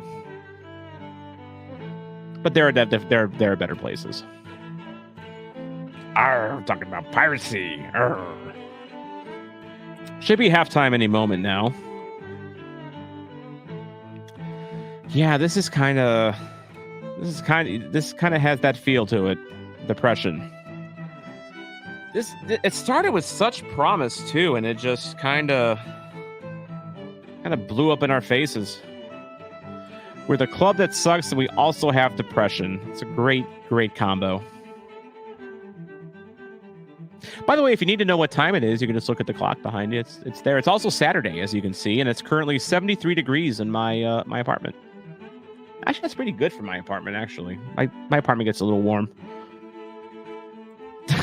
Mike is saying the music makes me think the ship is sinking. It kind of does feel like we are sinking in this one. It is also the 7th. It is the 7th of September. That is the 9th month of the year, in case you didn't know that. If you didn't know that, congrats. You now know it. This is the longest 3-minute stoppage ever. There we go. Now we have hit halftime. So, yeah, we are not. All right, we'll take the drunken sailor off for now here. 2-1 Revs. How are we feeling? Like, I know we've got some depression stuff going on here. But yeah, we got an entire second half. Things can change. This is a Soccer Zombie watch along after all. Things can definitely change.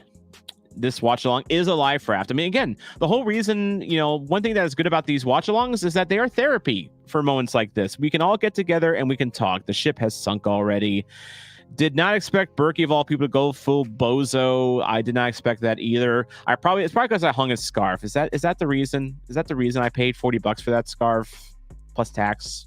Which is probably way too much, to be honest with you. But it's Berkey, and I'm kind of like, I did this chant for him. Perhaps you've heard of it, so I felt obligated to buy it. Honestly, yeah, a lot of half chances, and yes, Mike points out MLS road games very hard. And we make them very, very hard. Like, we play on all Madden difficulty, it feels like, when we play road games. Mason saying the sun only just went down, so you never know what will happen. It's almost time for MLS After Dark.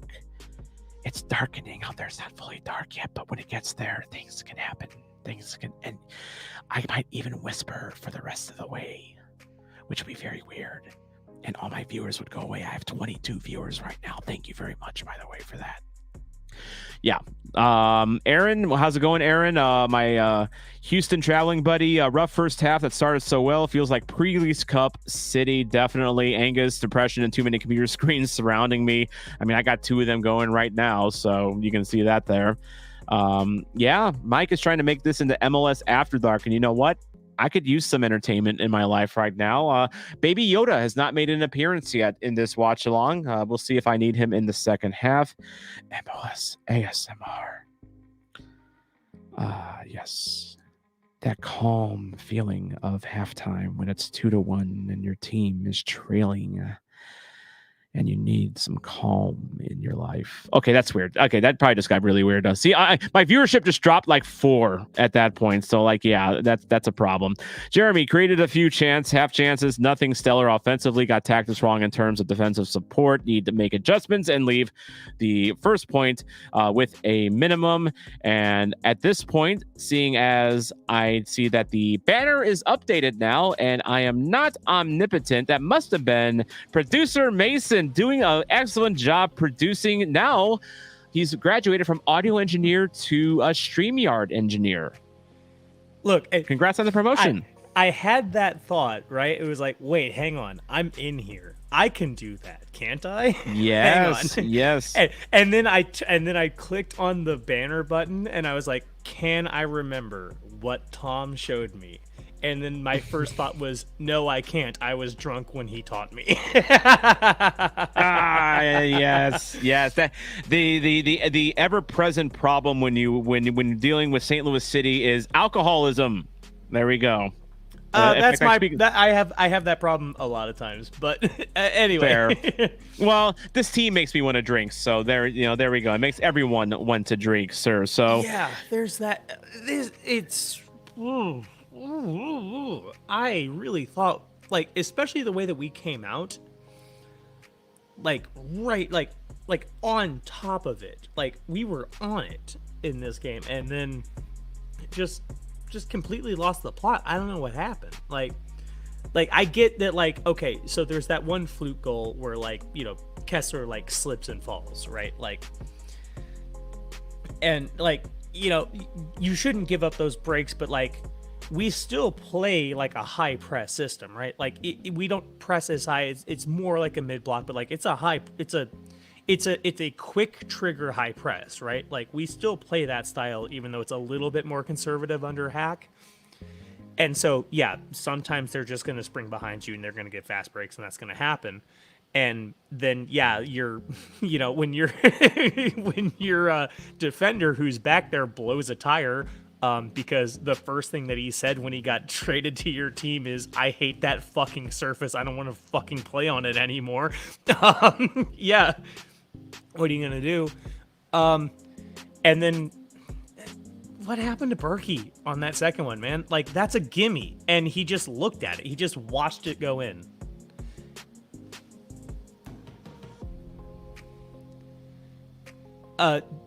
Tom, I think you are muted. I am muted, actually. Hello there. I don't know how that happened, but here I am, because I was Getting talking a little earlier. live audio production as well. Little bit, but there we go. Gotta love it. Yeah, they just showed a replay of the goal that Berkey fluffed. They also are showing, by the way, St. Louis has a XG of 0.92 to New England's 0.67. So that's always wonderful when you're on the wrong end of the scoreboard. But like, no, I thought, Berkey, I think he just misjudged it. I think he thought it was going to go wide. He didn't have to make a play on it. And in watching the replay, I was looking for what Mike was saying about how maybe the turf played tricks with the ball a little bit. Hop. Yeah, I see. It took James a couple. In the chat just took a bad hop. Yeah. Yeah. And it looked like that ball on that second goal was hopping around a little bit. Like it was kind of hopping very weirdly. So. But you know what, Aaron? Aaron has a point, though. Is it too easy to just blame playing on the crappy turf instead of grass? I think there's two things here, and just my completely uneducated thing here that I've noticed. Number one, I kept saying reckless optimism earlier as Mason has disappeared. There you are. You're back. Reckless optimism, I said earlier. I wonder if we didn't respect the Revs very much because of the problem. Number two, Durkin's playing way up. We're generally playing way up. We've been talking about, we're playing on the front foot. We're playing on the front foot. But then we have been getting crucified, by these counters. Like the Revs, to be fair, they have been able to put up a very nice counter against us. That second goal was a good example. Well, first goal was a good example of that, actually. But I wonder if we're just not respecting the Revs enough, Mason. It's kind of seemed like that was the fact. I can't necessarily say that I blame them, but we're fans and at best pundits, right? They are professional soccer players. They need to know that they need to be up to the task every single time, right? We can disrespect this team. They can't, right? Yes. Because of the parity in this league, there's never a day off. You are never really getting an easy opponent. And the 13th versus the 13th going this is I made a joke about it it's a mid-off, but that's what this is, man. These are two equally mad teams.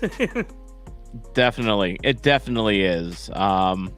It does kind of feel like that, and it's just at the same time though, it's still disappointing to me though, because this is, I don't think there's an argument that we should be up, right? 2-1 right now, but it should be 1-1, easily, 1-1 or still 1-0. It just, we have to tighten up on defense. And the thing that bothers me is I noted later that Nerwinski was playing up as well. And it's you're playing two defensive minded fullbacks way the F up. Yeah, I see that Aaron just said that same thing. Is isn't Jake playing right back to help with defense? I didn't actually see your comment when I said that, Aaron, but yeah, good point. But yeah, that's exactly the point. That's also what I thought when we brought it, because that's exactly what he brought in the LA game, was that defensive shape and that stay at home right back.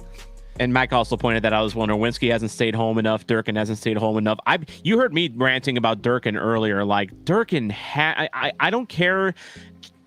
Change the tactic. If you're telling Durkin, okay, you can play further up, stop it. Like you said, Mason, he needs to be east-west, not north-south. Yeah, because Leuven is the line breaker, right? He's the guy that switches, that kind of runs the in-between between the CDM and the CAM, right? And so if that's his spot, then Durkin can't also be doing that. Durkin needs to not necessarily be just the 6, but like if he's going to cover ground, he needs to cover it back and forth from sideline to sideline, not touchline to touchline. Yeah. And Jeremy is also saying, and there's a couple others, he's thinking that Nerwinski needs to come off. Looking at the Revs attacking, they have been most impactful on their left, which is our right, which is Nerwinski's side, also Kessler's side as well. So he brings up a good point. It seems like the Revs are attacking towards Nerwinski's side, and I'm wondering if at this point you do bring on Totland, and there was also an argument that Mike was making as well. Let me try to find it here. Have we trained enough in a 3 in the back system so it doesn't turn into a rout? I'm wondering if maybe it is time to not just bring Totland in, but like also maybe bring a Yarrow or a Girdwood Reich on, and you go 3 in the back with the fullbacks up, because at this point, if we're going to play our fullbacks that far forward, and Durkin's not going to want to stay back, put someone back there that will stay back there. Then unleash him, and put in then let Durkin go, put in like JGR who can stay there like right in front. I don't know. I think that it might be a little premature to do a full-on strategy like that, but I think that Hack is going to have some very strong words for people in the locker room during halftime. I'll say that much. I like Chris's idea. Put a leash on Durkin, have Berkey give it a good yank when he gets too far forward. I like that. Yeah. I guess I feel like at some point it's like, I feel like that's kind of has been the idea, and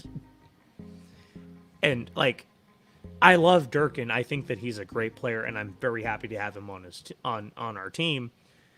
I think that Durkin doesn't respond well to being yanked. No, he's kind of like an English bulldog in that regard. Like, you are not going to win that battle. You're not going to win that battle. Because Jeff makes by the way, Jeff makes a good point here. So we saw Vasilev go down holding his knee. It looks like he's going to be okay, maybe okay, but like he's asking, do you chance Rasmus Alm and Joao Klaus on the turf? If we're talking about potential subs, because Alm would be like a possible replacement for Vasilev if he can't go, do you risk Rasmus Alm in this one? Well, I think that Alm would be, I don't know, because like it would be like if Indy is injured, you would make that swap for Torreson again, right? Like they did in the last game. Yeah. Klaus, I don't know. Maybe you just let Betcher run it out, and you just let the guys run it out. I don't know. I think fair. That depends on game state. I think if we get down to the wire and we're still down by like 1, you throw them out there and you try to get 1. If we're down by like 2 or 3, or if we manage to get a lead and we're holding if we're holding like a 2-goal lead, you don't do it. If we're holding a 1-goal lead, you throw them out there. If we're trailing by 1, you throw them out there. Otherwise, no, I don't think you do. And I agree with Ryan. I don't think this is the Rasmus Alm time, and definitely maybe not the Rasmus Alm game if you're worried about, future injury. If Vasilev can't go in the second half, then you throw Thor out there. There's no reason you shouldn't. Thor has earned the playing time for nothing else, and you don't want to risk Alm. So, and then Ryan also suggesting Klaus might be a final sub. I can see that. I can see Betcher going like 80, 85, and then maybe Klaus closes it out. I could see Betcher going a full 90. I think you put Klaus out there to get a different shape. You don't necessarily pull a Betcher because he's doing poorly. Honestly, I've never seen Betcher doing poorly. I would actually say that this is a game that would benefit from playing Alm. The reason you don't put Alm on there is because it's on turf and you don't want to aggravate his injury that he's recovering from. That's like the only reason. Otherwise, you start Alm in this game and you play him the full 90 because we need whatever the fuck it is that Alm has. Yeah. So I'm definitely agreeing with Jeremy and Mike here that the issue is our mids are just vacating and pushing forward, and I think that's the main issue here is that we need to have our mids, especially Durkin, stay at home more. I think that's the clue. James suggesting if there's a time to experiment with the 3 in the back, now is the time. Maybe it's rash, maybe it's not. I mean, we'll see what they do. By the way, speaking of the blue people from Kansas, can we? Jeremy says they're drawing. Did you see the attendance at the USA and Canada game today? They didn't draw flies for that game. But I mean, to be fair, it was very close to their Copa America game, which is a problem of U.S. soccer scheduling it so close. But yeah, but also anyway. like, weren't tickets for that game $40? They were cheaper than fees. The Uzbekistan game here in St. Louis, Yeah, and we still drew 17,000. Yeah, and so CMP got 5,000 and we got 15,600. Yeah, shocking. Soccer Absolutely capital shocking. who? Exactly. I'm not bitter or anything. Like it doesn't. You know, it's not like this is any kind of thing to me or anything. But No, not at all. You have absolutely no personal axe to grind at all whatsoever. By the way, a couple of housekeeping things here before we get into the second half here. I think we're still a little bit away from that. Let me go ahead and share a screen with you. You're joking. Ryan, is that true? That was the last game played. It's like Kansas is. Oh, okay. No, you're okay. I was gonna say like no, we're Kansas. That was the last game. I'm talking about national teams. Okay. Yeah. Definitely. I was like, there's no chance in hell if that was the last game played at Children's Mercy this whole season that would happen. Couple housekeeping things here real quick. Number one, the soccer zombie jersey is still up for orders, $49. Technically, pre-orders ended yesterday, and if you've ordered a jersey by now, first of all, God bless you. Thank you so much. I bought mine. Buy yours. Thank you, Mason. Appreciate it. And they should ship out within about you should get them in about 2 weeks is what I was told. So like if you ordered during the pre-order, they should be working on them now, and then they'll get them shipped out. You should have it in your hands by 2 weeks, and I'm looking forward to seeing those jerseys on you and in your pictures of them as well. I'm just really curious to see what they look like in actual person too, because I've seen the pictures. The designer did a great job with them, but like when you see, like you can attest with the River City Ramble jersey, Mason, that when you see them in person, it's quite a feeling, isn't it? Yeah, it is. The game is back on, so maybe not now, but post game. I got sidetracked. Yeah, we'll talk about that later. Yep. Alrighty, sounds good. I'll talk to you post game. All right. Sorry, Mason. All right. Yeah, I completely lost track of time there, hawking my stuff. There's never enough time. So we are going to play a game here. We are going to add 1 minute and 10 seconds to that. So I think I will have to give you timestamps on this one. I just got I don't have enough computer screens, it turns out, to do all that. Go figure. But we are back. Yeah, buy all my jerseys so I can afford a third monitor so I can actually monitor the game. I could put the game up on like my actual TV, but it's kind of a weird angle. And I would look like this the whole game too, and it would just like, that's not my good side. It's not my good side. All right.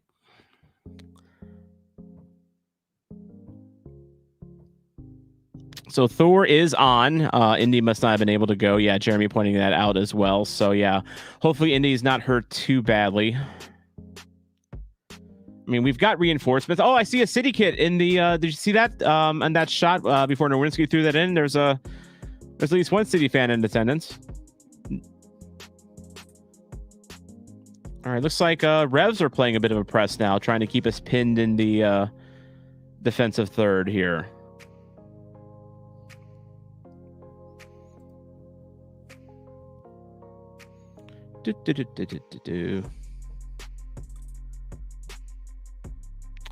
All right, we are moving up the field slowly but surely now. Here is Toy Shirt over to Hartle. Hartle lays it off in the box. That was Horn, but it is cleared away.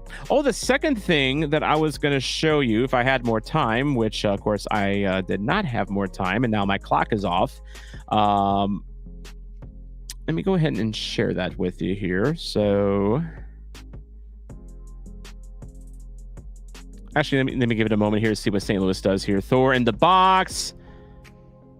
Cleared away by the Revs. Still alive, though.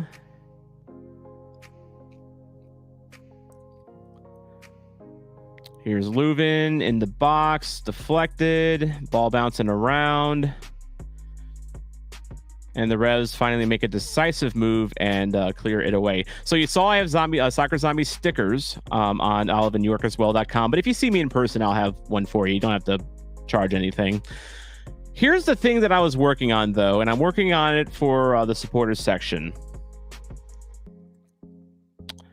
I am starting a Discord server. I feel like I'm way behind on this because I feel like River City Ramble has a Discord server, Chat City Tactics has a Discord server, the Punks have a Discord server. I'm late on this because I'm almost 40, and so like I'm not hip. You know, I've not been a big Discord guy, but I am working on a Discord server here. I need to actually like sit down and like actually work on it. But yeah, that is currently in the planning stage right now. And I'm going to make that available at first for supporter section members. And then I'll roll it out to everyone else eventually. As the Revs are now going to have a corner kick. One reason I'm starting the Discord is because I like chatting with you guys. You know, I think we have a good group here, a good community, and I wanted to continue off these watch alongs. So when the Discord server is ready, I will let you guys know.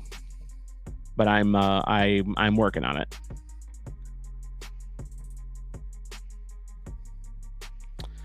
Lumped forward. Oh, I think that's going to be a foul and a dangerous free kick coming up. As Verona was taken out. That's King Kess with the yellow there. Got tied up. I want to see the replay. Is it raining? No one. There's no way we're that sweaty. There is no way we're that sweaty. I guess it's raining. Everyone looks very sloppy. All right, so let's watch this replay here with Kessler. That's a bad foul, Henry. You are not getting away with that. That was a full-blown arm hook. That was a terrible foul. Terrible foul. Yeah, it is raining. Thank you, meteorologist Kane. Does a goal, a slip, and a yellow count as a soccer Gordie Howe? Pretty much, yeah. Angus also pointing that it's raining too. We have the Weather Channel here. Heavy rain, actually. Yeah, look, and I just saw the shot of Berkey. It looked like it was coming down pretty badly here. See the ponchos out in the stands. Free kick on net high. See, Berkey, that one was going wide, so you were fine to stay there. Yeah, heavy rain. And you know what? This is kind of scary now because, again, we saw Vasilev go down with that knee injury because of the, you know, and I don't know if the turf was to blame for that or not, but like, yeah, Kane, it's raining. Does rain and turf make for a good mix? I feel that would be kind of scary, honestly.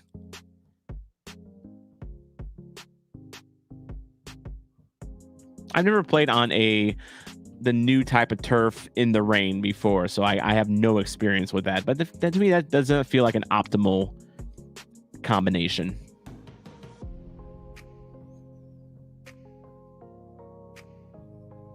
By the way, this clock is 1 minute and 10 seconds off. Because I'm smart and I keep track of the game.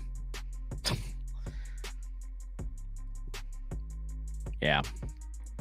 Rain and turf suck, no control whatsoever. That's what I thought. That is what I thought.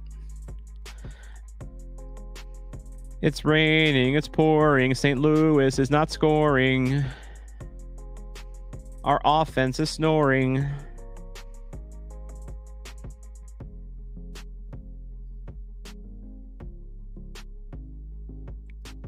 Yeah, Kane, maybe it was a good that you didn't go to New England for this one because, as Ryan points out, this would be a terrible match to be at in person. But looking at the stands, there's plenty of good seats available. So, There's that. It's raining. It's pouring. Berkey got caught snoring. Yeah. Maybe we'll make that a chant. Send that to Florida Noise. Humidity of Foxborough is 100%. So basically, it's like St. Louis in the summer. That's nice.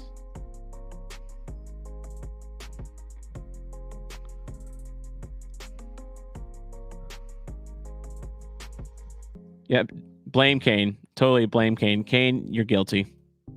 Straight to jail. Because you're not there, Kane. That's why.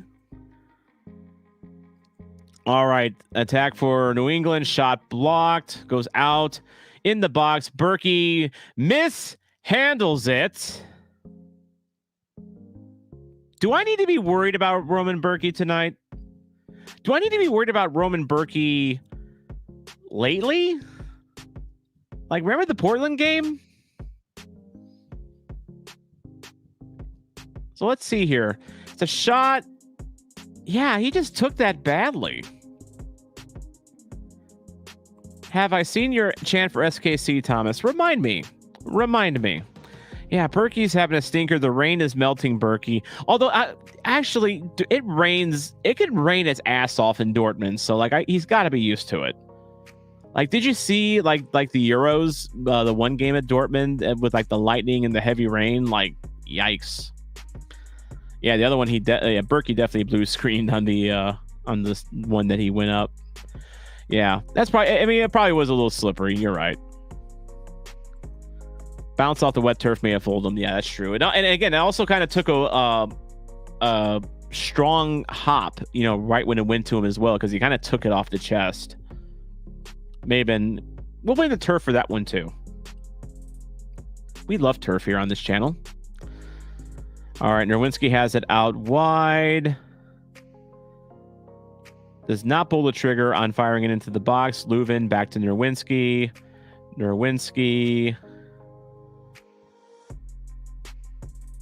Actually, you know what we're going to do?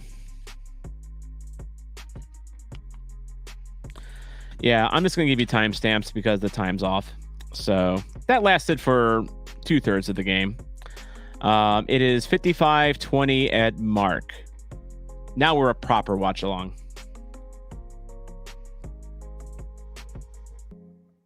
Oh, and that's a tackle by Leuven. That's going to be a card. That is going to be a card.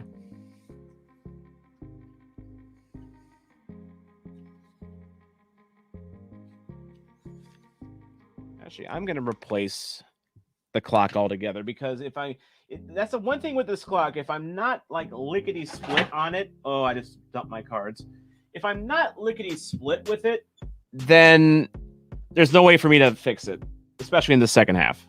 It's unfortunate. But you know who we have in these type of situations, in these trying times? Not Jurgen Klopp. Baby Yoda. Baby Yoda can take the spot of the clock. So Jonas Horn is out. Joao Klaus is on. Wait, what?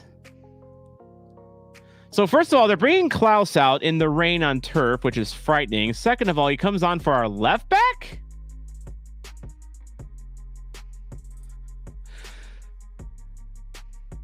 Huh? So we are playing a true three in the back with Nerwinski, I guess, as the third center back. We're just not playing with fullbacks? And we're playing with two forwards. Betcher's still on, so we're playing like a 3-2-3-2? Does that sound right? Yeah, it's like a 3-2-3-2 basically. I mean, if it works, it works. As Betcher has the ball moving forward, got Klaus on his right, but he'll feed it out to Hartl on the left. Hartl corrals it. Okay, it looks like Thor and Hartl are playing more wide to kind of compensate. That makes sense. Toykert up. Hartl shot. Oh, goalie made a nice save on that one. That was our first real good chance at the game outside of the goal that we got from Kessler.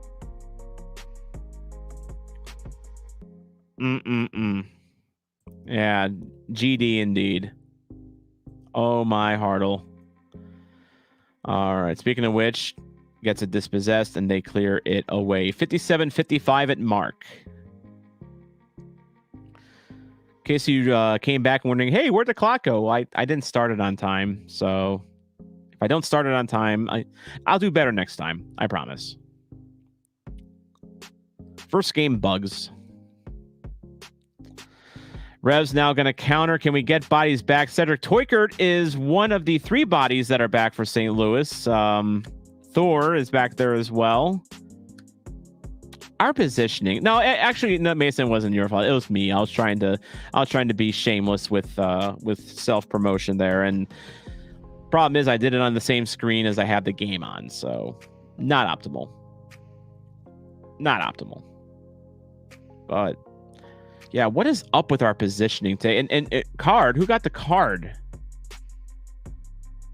Another yellow. What happened? I was self-lamenting.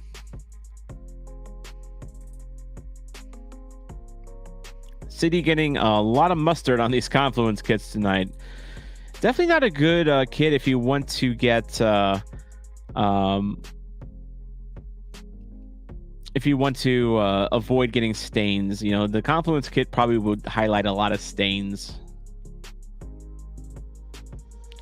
All right, cross into the box far side, just a little too strong. St. Louis gets a reprieve there. 59-30 coming up at mark.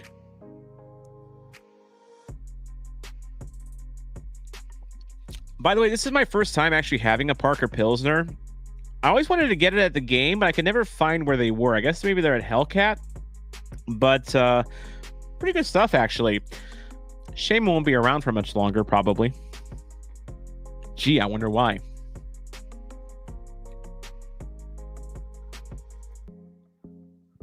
How do you get stains on turf? That's a good question, actually. Like, I guess the paint, like I whatever they use to, you know, make the turf green. I guess maybe that wears off.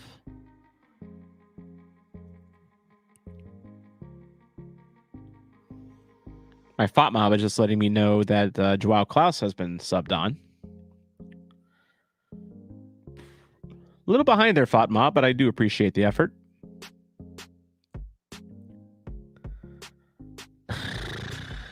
All right, here is the shot attempt. That was a good save. That was definitely goal bound. Hartle could have had that one, but that was a good save by the goalie, to be fair.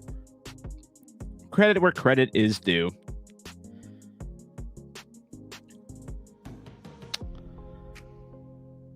All right, we are now countering with Hartle going up the middle, up forward to Klaus, who lays it off for Thor. Good layoff there. Thor's got space, centers it in the middle. This is very promising, although it's slowing down.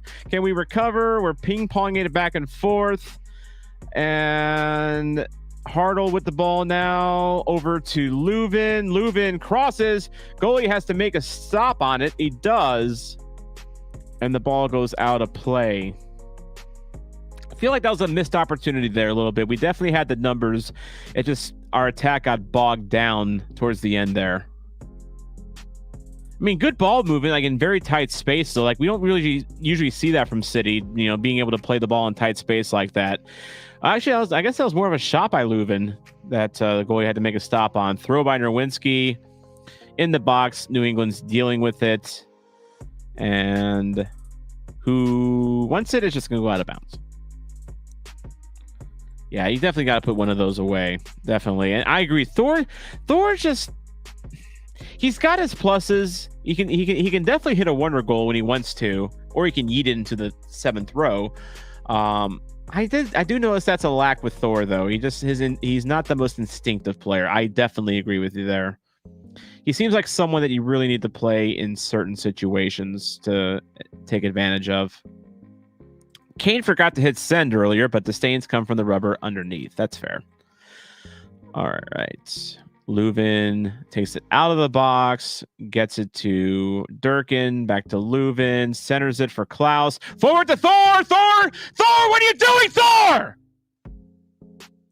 You were clear! Leuven, lefty, in the box, hooked just wide. God bless it, Thor.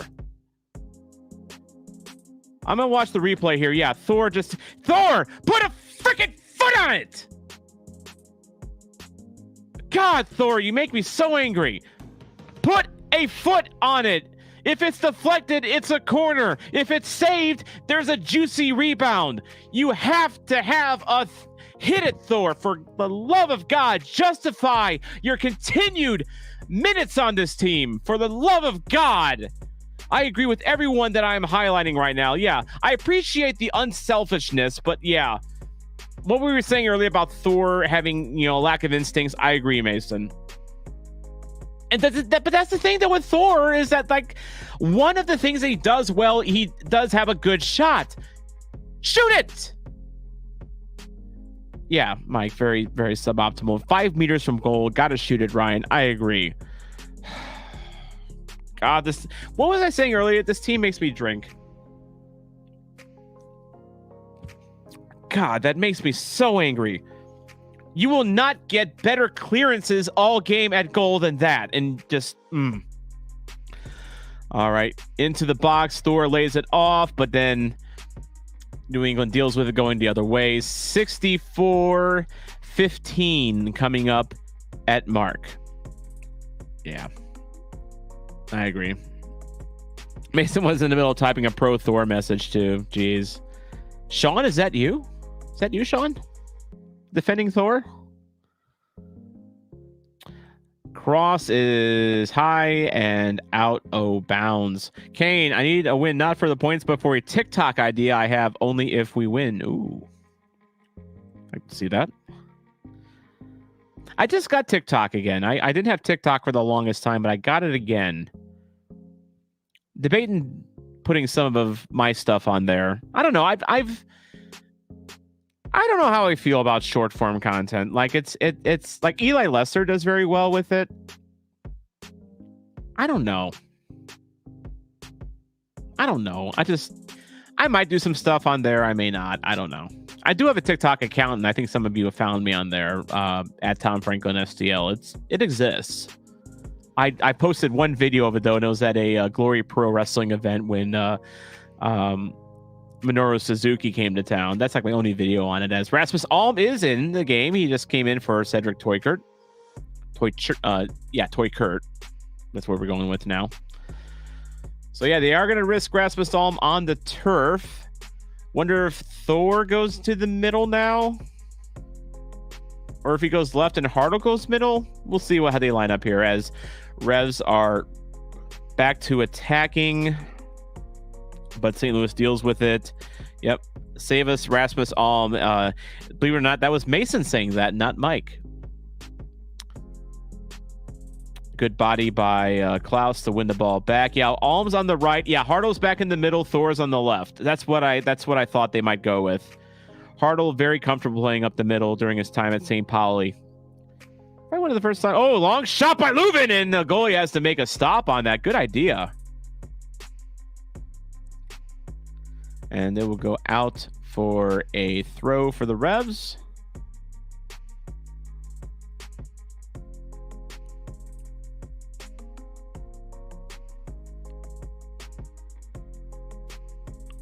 You ever feel like you were just saying something and you're going to make a point and then you forget what the point was? That's me right now.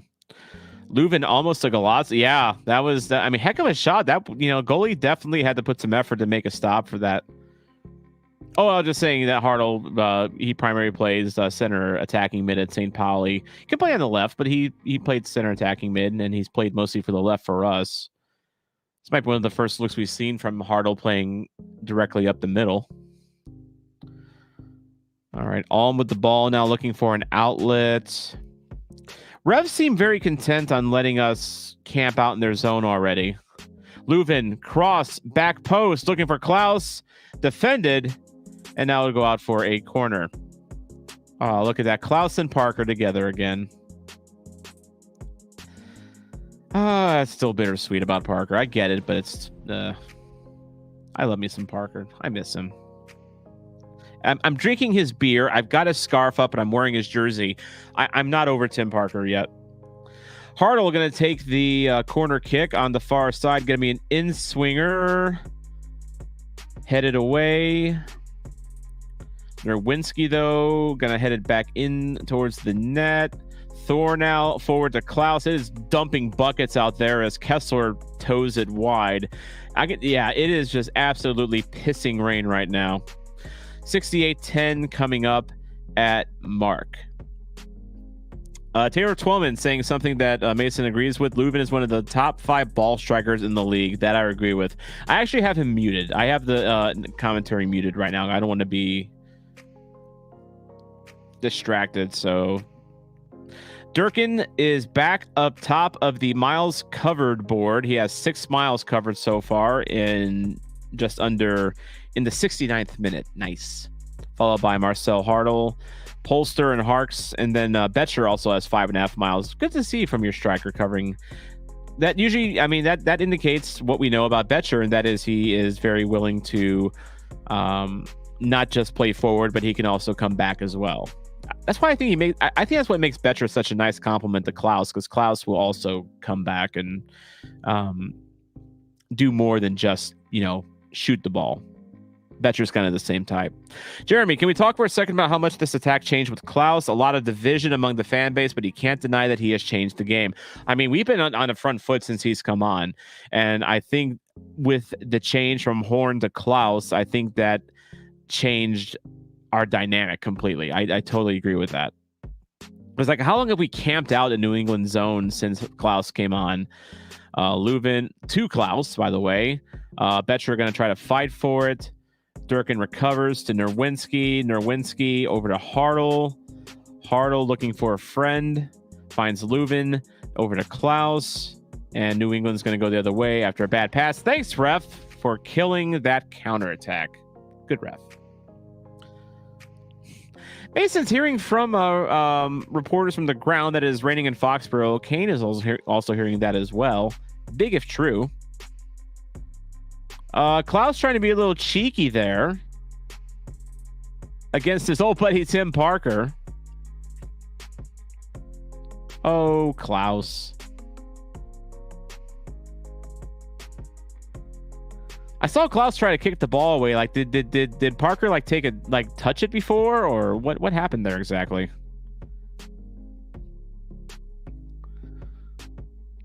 All right. Yeah, Mason saying Klaus is the guy. No one does it like him. Betcher has done tremendous to stop the bleeding, but he's not going to be the Klaus replacement. Replacement, no. That's Josh Sargent, by the way. Josh Sargent's going to be the Klaus replacement. Anyone have any $22 million lying around? But anyway, no. And again, we forget how good Klaus can be. I think Klaus, we've talked about it ad nauseum. Klaus was trying to do too much in the first half of the season because we lacked quality up front. We were down bodies, and it just felt like Klaus was straying away from what made Klaus Klaus because he felt he had to do more. And Klaus is also a very streaky goal scorer. When he's on, he is absolutely just lava. But then, when he's not, he is, lava rock, basically. He just can't buy a goal. But there's so many things that Klaus does that he's still great. Klaus, speaking of which, headed but a little high, and Klaus is angry with him on that one. Maybe could have directed it a little bit better. Who's he talking to there? Like, is he like, just barking at himself? Yeah, headed a little bit high. Dang. That was a good chance, though. Yeah, Josh Sargent for 42 million pounds. Absolutely not. I agree. That would be such a bad signing. And so not St. Louis.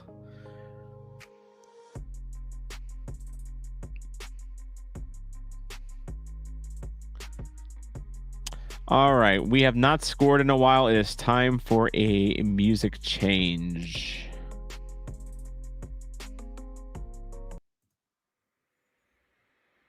There we go. Attack is on. Shot! It's in the net! Simon says it's time to score! Let's go!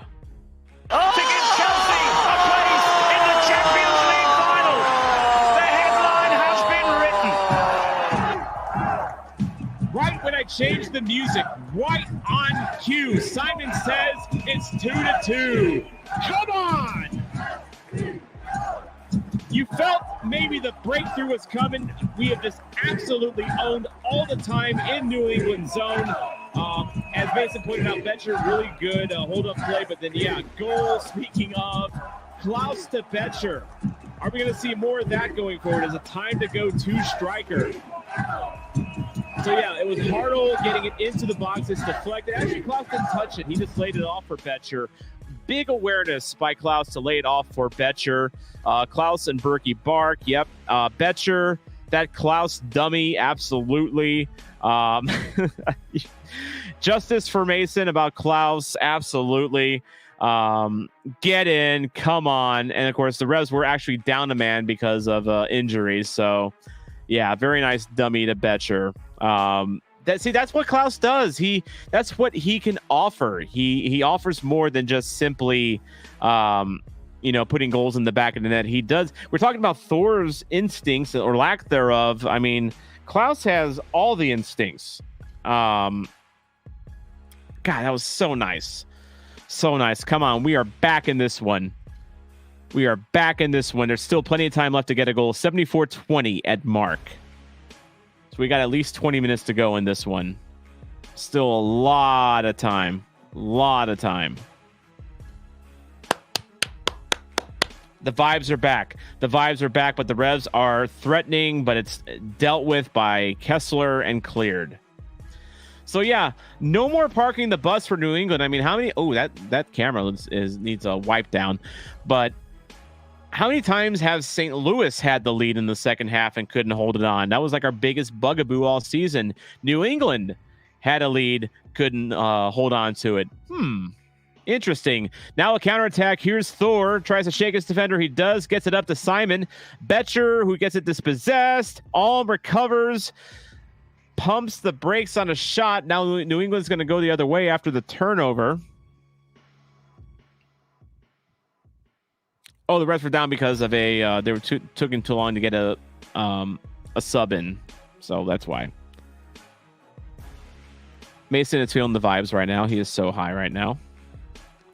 I also need another goal so I can get a point in Gebhardt's tournament. I mean, we're losing ground, Mason. We are definitely losing ground to. Is it Bird that's still on top of the of the charity challenge? Like Bird is the goal prediction whisperer. Yeah, Bird is basically won it. I agree. All right, here we go. Joao Klaus going into the final third. He's got options ahead of him. Chooses Thor, who is late to it. He wasn't expecting the pass. Then he takes down his man, and Thor doing Thor things. Something Thor's instincts.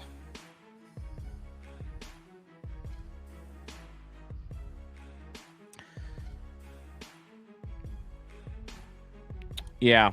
Thor stopped the run. I don't know why. Just inexplicable. I think it's time to accept that Thor is not the guy. He's never going to be the guy. Get well, Celio, please. Thor has his level. I just don't think MLS is it for him consistently. He just lacks a certain something in the noggin.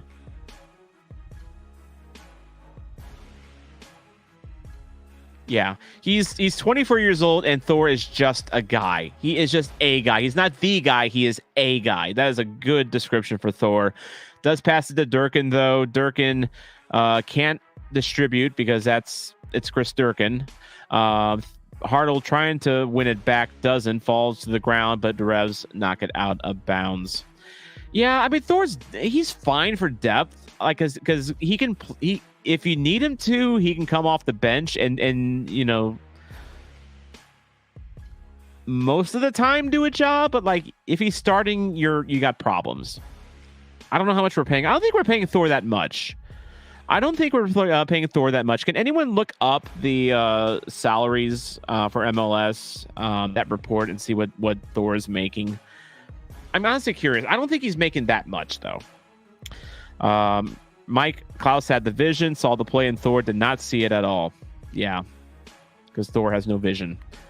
All right, Revs threatening. Nice hold up off of Alm, crossing the box, bodied. Revs are calling for a handball on St. Louis.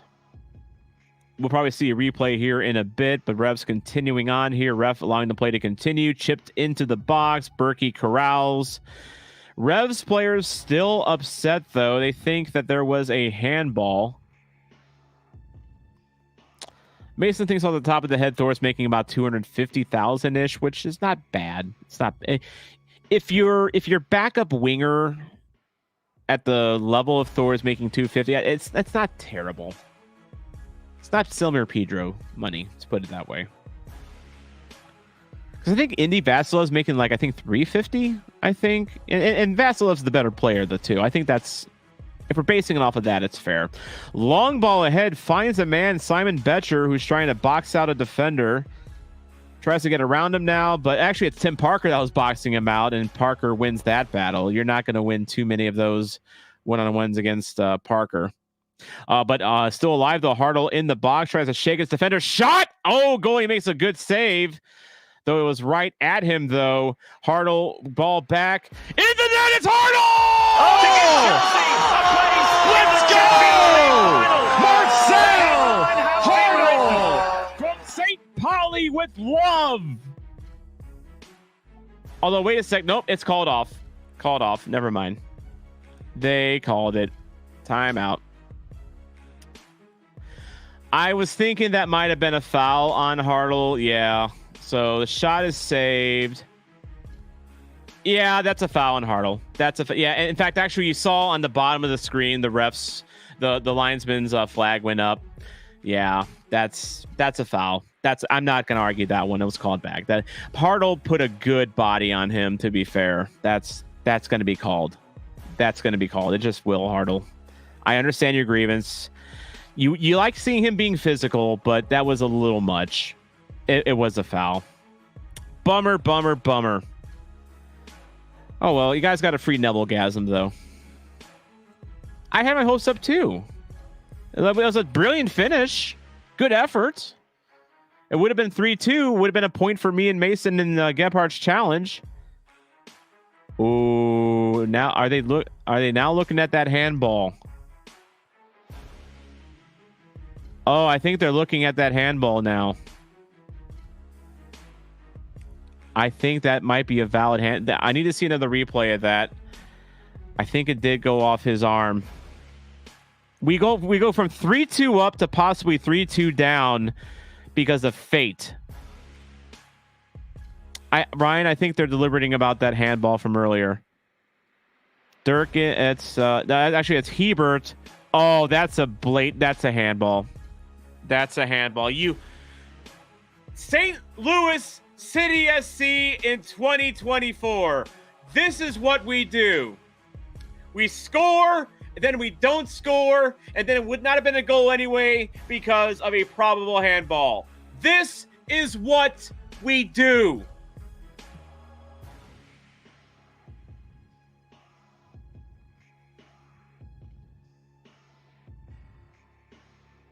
Because Hebert's arm is clearly going in a... That's a hand. That's totally a hand.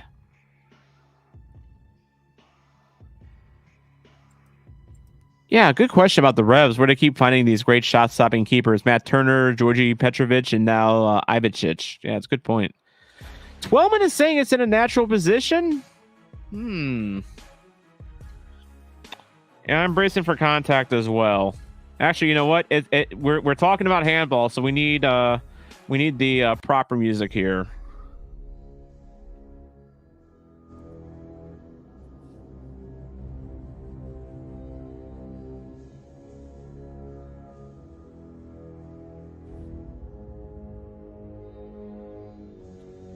It's our mortal enemy, the handball.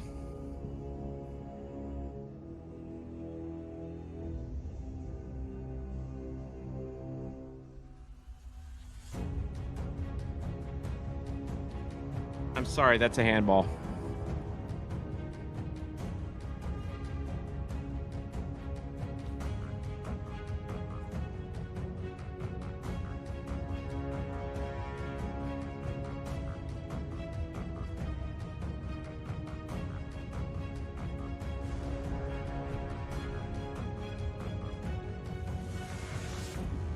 Wait.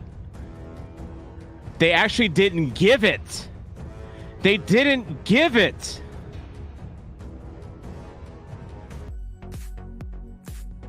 All right. We're fine. We're fine. We're okay now. We're okay. I still don't know what a handball is. I still don't. We got the call. I don't know how. I don't know why. Saying a natural position. That's not a natural position. That is a handball all day. Like, I'm not complaining. I'll take it. Fine. Great. But I'm back to not knowing what a handball is, which I guess I've always been in this position. Maybe I've never left. All right. Yeah. Time to get hyped. Final 10 minutes or so. Ryan's confident we're going to score here. Oh, this game giveth, it taketh away. It threatens to taketh away some more, but then it giveth. And now I'm making a bad analogy. All right. 84th 20 at mark. I mean, Jeremy, the explanation natural is that you're bracing for contact, but like it should have been given if I feel in the past that would have been a handball all day long. All day long. I mean, anyone check the MLS subreddit, the match thread, as how many Revs fans are now complaining that St. Louis has the refs in their back pocket right now? I want a tally because I'm sure it's a lot right now. And I honestly think they might have a grievance as Nerwinski is leading the attack on the right side. Things you don't necessarily relish seeing. Is it time to take Nerwinski? I mean, Nerwinski's he's been fine, I guess. But, like, do we bring in Totland now? Or is there something going on with Totland, maybe? Is he in Hackworth's doghouse? It's like, I would have thought that by now you would have brought on Totland because it's 2-2. You have a chance to go up. But I guess maybe it's the formation change. Yeah, actually, that's thanks for reminding me. Yeah, we are playing a thing in the back, and you don't want Totland to be on the back. Wow, the announcer saying New England has not had one penalty kick all season. That's wild.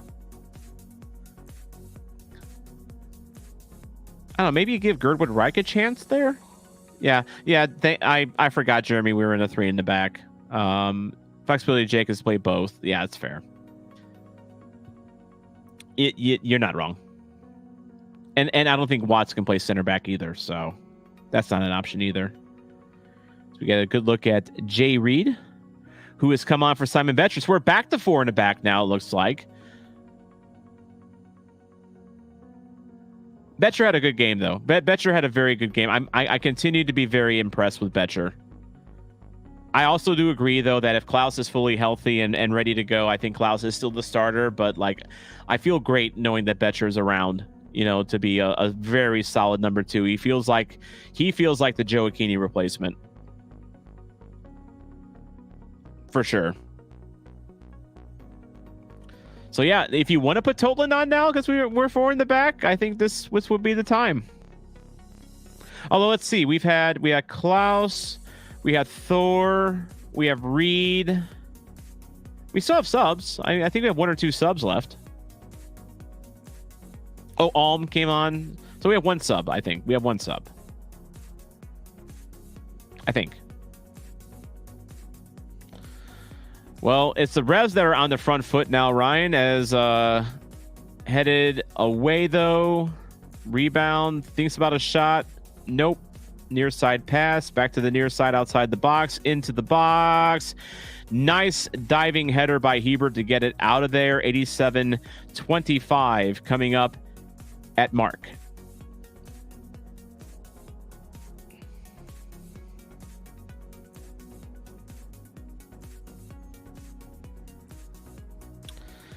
All right, come on, City. Come on, City. I don't like how much New England is owning the ball in our zone the last minute or two. To be fair, very patient build-up by New England. not forcing anything. Although we're also keeping them at bay as well. They're playing all on the outside. We've not allowed them to even knock on the door of the box, which is good.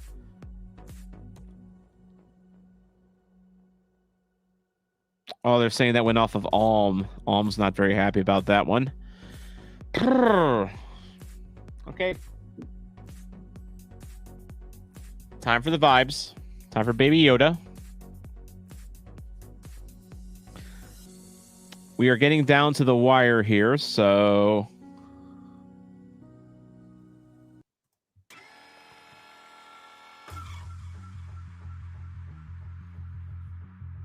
All right, Mason calling for another Reed to Hartle hookup. Give him the one-timer. Yeah. We've got the bodies for that now.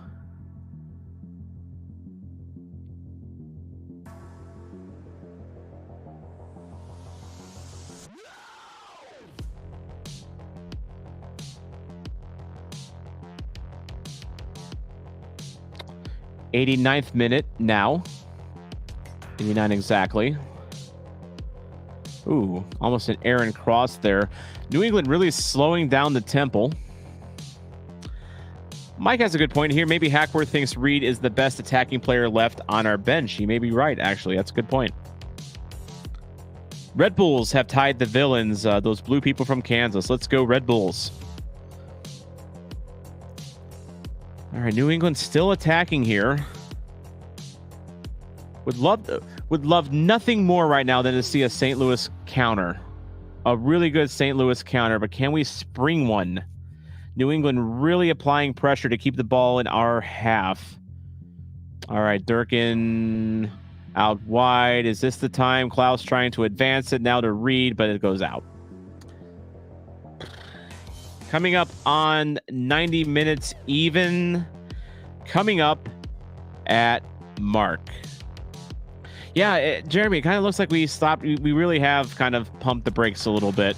All right, here we go, though. Klaus, Durkin, 6 minutes of added time.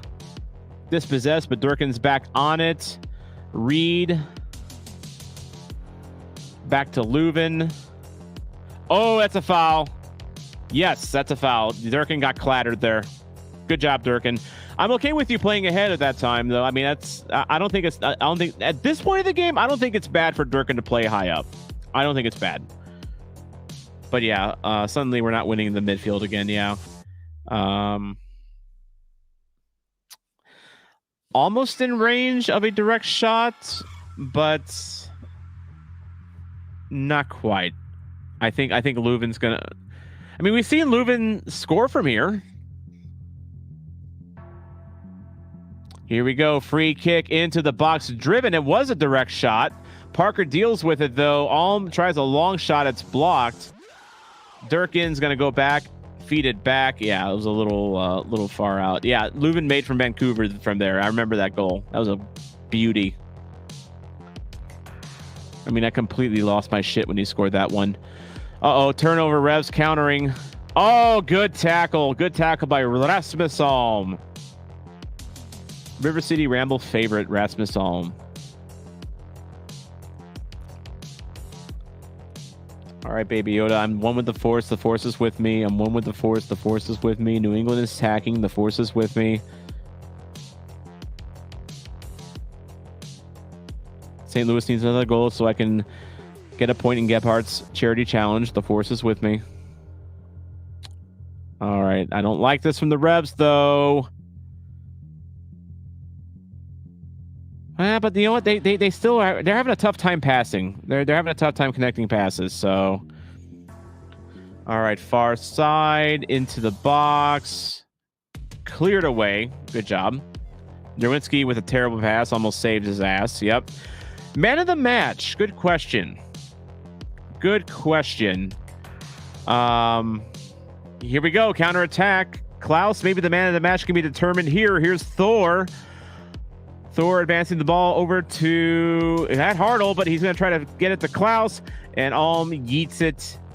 Field goal kick is good. Man of the match. Hartle? That's a good question. I thought Betcher looked really good tonight. It's a good question. All right, field goal is good. All right. About 3 minutes left in stoppage time.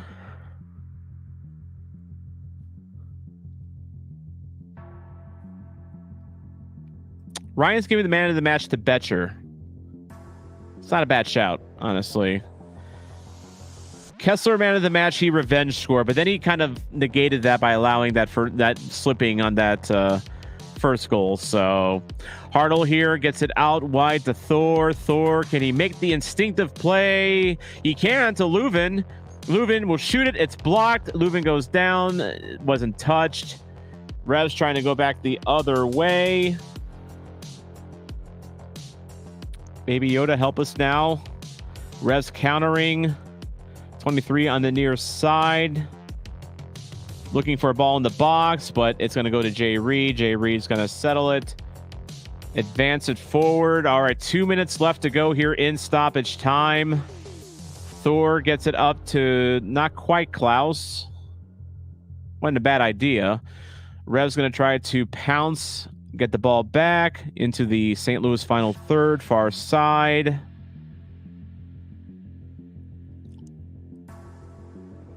St. Louis has everyone and their mother back right now, so it's going to be hard for New England to get the ball through here, although they're going to try here from the outside. Ball into the box, headed away. Yeah, just too many bodies in the back for New England to do anything.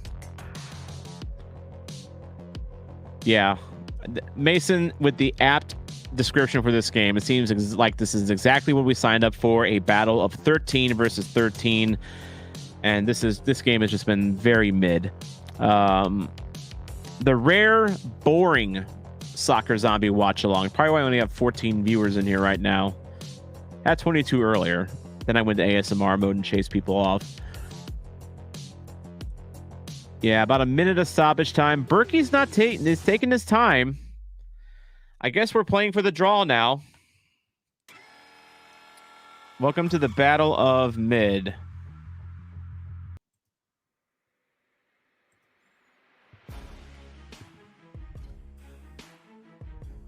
And Thor with a foul. About 30 seconds until a final whistle, presumably. I really hate being in this spot where we're holding on for a draw. I hate this. I hate this. I hate this. I hate this. Question, is our season sunk if we draw or loses? I mean, if we draw this one, is our season sunk? Free kick up to 18 into the box. Oh, thank goodness they had their shortest player trying to go for that header, because had he been a little taller, that would have been dangerous. Cross into the box, gets yeeted out of bounds. Jeremy, I agree. It feels like points given away again. I'm divided. I'm gonna be assertive here. Game over, by the way. The Battle of Mid is won by no one. I'm not even going to do like a recap version of this, honestly. This game just was ass. I'm not happy with this. This was winnable. We had too many errors in the midfield. We had so many positioning issues tonight. We weren't even that scary on offense except for that stretch in the second half. Yeah, it just, the quality was lacking, and yeah, the draw kills us and kills them both. All right, producer Mason. So, here to do a post-mortem on our season now, because we're pretty much dead now, right? Not quite, but now we have the very tall task of this was our away opponent. We now have to beat LAFC away and get 3 points there if we have any shot at it. So flubbing this one this hard, I don't have a lot of high hopes anymore, man. It looked like it's been rocky, right? But then and I had been a pessimist about this season, and now we're starting to look like we might be able to get there. If we could just get this one away win. And, like, it's the mid-off, but they just sold us, like, their best player. Like, they sold all of their best play, and then we couldn't pull it off. And it's like, no, actually, no, this team can't do it. There's one last accomplishable goal for this St. Louis City team, and it is to beat the S word out of Sporting Kansas City at home. Definitely. And I've even got the proper shirt. The word is smoke. KC. Yes, that is the S word. Yeah, beat the smoke out of KC. Yes. That is definitely what I meant to say. Yeah, we will avenge our friends at Indy 11 on September 28th.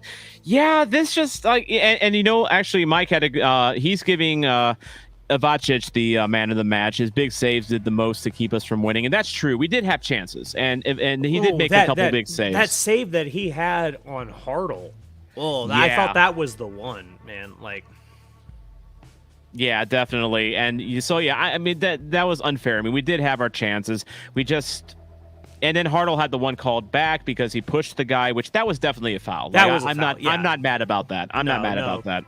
That was a foul. Yeah, if you foul a guy in the process of scoring a goal, it's not a good goal. Yeah. Yeah. Now Jeff points out. Now it means we have to win out. Basically, we basically already had to, but now like. And if we're giving away drew points against Portland, and then now we've drawn against New England. New England was one of our softest away opponents, and we could only eke out a point. Basically, now if we have any shot, we have to win away against LAFC. Good luck, man. No, I don't envy you that task. I mean, how many times has Denny Bouanga just completely eviscerated us? I mean, come on, it's not happening. No, Bouanga terrifies me. He's. I mean, yeah, it's not happening. It's not happening. We needed to win this one, and especially. I mean, I get it. As Mike points out a lot, road games in the MLS are tough, but not impossible. And New England's not been playing well enough of late to merit being overly concerned about. It was a very mid game. I think both teams like how many Aaron. I'm really curious what the final passing completion percentage for New England was tonight, because they were really sloppy tonight. Yeah. It can't be great. It was a mid-off, right? It's what you expect from two 13th place teams, right? And they played exactly to that level. I feel like it was a hard-fought game. That game was a lot of fun to watch. Both teams looked like shit. They both looked bad. Yeah, like the Portland game. Like, if you were neutral, that Portland game was like, oh my god, this is so fun. 4-4. Oh my gosh, anything can happen. The Club America game, if you were neutral, was probably very fun to watch. Yeah, those games are a lot of fun to watch because this wasn't. You look at the table and we look like underdogs, and win, lose, or draw. Those are really exciting games, especially when we make them that exciting. This game. Oh, these are two teams that suck that are just beating up on each other. Yeah. Jeff says that both teams were about 80% or in the 80 percentile range in the half, but it just looked like New England was a little discombobulated. We didn't. I thought we handled the ball. I thought, well, we handled the ball better. We looked much poorer than we did in the Galaxy game, which again. Or I guess I shouldn't say again, something that I have been thinking of is that we have a really bad habit of playing down to our opponent. Yes. We are consistently up to the task of consistently up to the task of being the David in the David of Goliath. Maybe that's why we do not know how to play a David versus David game. And maybe that's why Tim's Bucket Hat says away at LAFC is going to be easy points. Yeah. I like the optimism there. He also says he's just kidding because he has a brain. I was going to say no, it's not. But this is like so many times, but I will say this: so many times this year with St. Louis, the issue has been final third. You know, we get the ball in the final third, we don't know what to do with it. I feel we do know what to do in the final third now. We've seen that tonight a few times. Again, goalie made a few big stops.